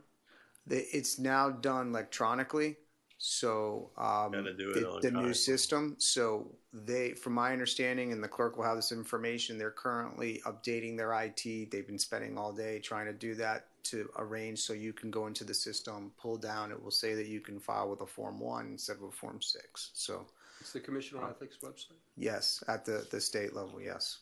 Okay. And Jocelyn can give you all the information and the exact website. So. Yes. As you know, the village was a plaintiff in the state lawsuit. Councilmember Moss was a named plaintiff in the federal lawsuit. So the lawsuits will continue, but at this point, we do have that injunction in place, which was very positive for the municipalities in the state of Florida. So. Is it just the injunction, or is there an order that has any justification or rationalization? The injunction order was very substantial. It gave a lot of background. It provided a lot of good information as far as the position of the plaintiffs, including the village, the position of the defendant, and found that there's a substantial likelihood that the village and the remaining plaintiffs will succeed on the merits of this case based upon an infringement of the First Amendment. This was the federal case, so it really was the actual individual elected officials. The village is a plaintiff in the state case, but which the state case will continue also. That case is really focused on a right to privacy as opposed to the federal Constitution's First Amendment. So this will continue, but at this point, it's looking positive, and we will have further discussions as this goes. So, Thank you, Chad. Yep. Okay, anything for the good of the order? No, you don't. You don't have a point of order. Well, I want to ask, that wasn't No. on the agenda. You're out of order. And there was no public comment Yeah. because it wasn't on the agenda. Is The, it possible to make public comment now? Yeah, sure. You mind? We did have a public comment. But Nobody came forward. Well, You I didn't want to waste your time because it wasn't on the agenda. I thought it was going to be. It was He added added to it the- to it- the it was agenda added to after public comment, so it's 2 minutes. Knock yourself out. Thank you. All right, as some of you know and some of you don't know, I'm Charles Collins, third generation Miami, and I What's grew up. your address, please? Sorry, 1121 Crandon Boulevard. I'm sure you all know I filed to run for mayor, but I didn't file to run against Joe. I think he's a popular mayor and I'd be an idiot to do so. My decision is a calculated move to challenge Chad's class action suit on Form 6. I think he's taking the wrong side of history, and I'm arguing that public disclosure does not demonstrably create a better government. I believe in the power of transparency, and I want to lead the state and the village in the right direction. My strategy is only to have legal standing July 1st, when the first deadline hits, and September 1st when the second deadline hits. So the only race, July 1st, is the mayor's race. And if I was unsuccessful and eliminated in the primary, I would refile to run on council. So I would have standing on the September 1st deadline. So I look forward to debating some of you, but not tonight. Thank you. Okay,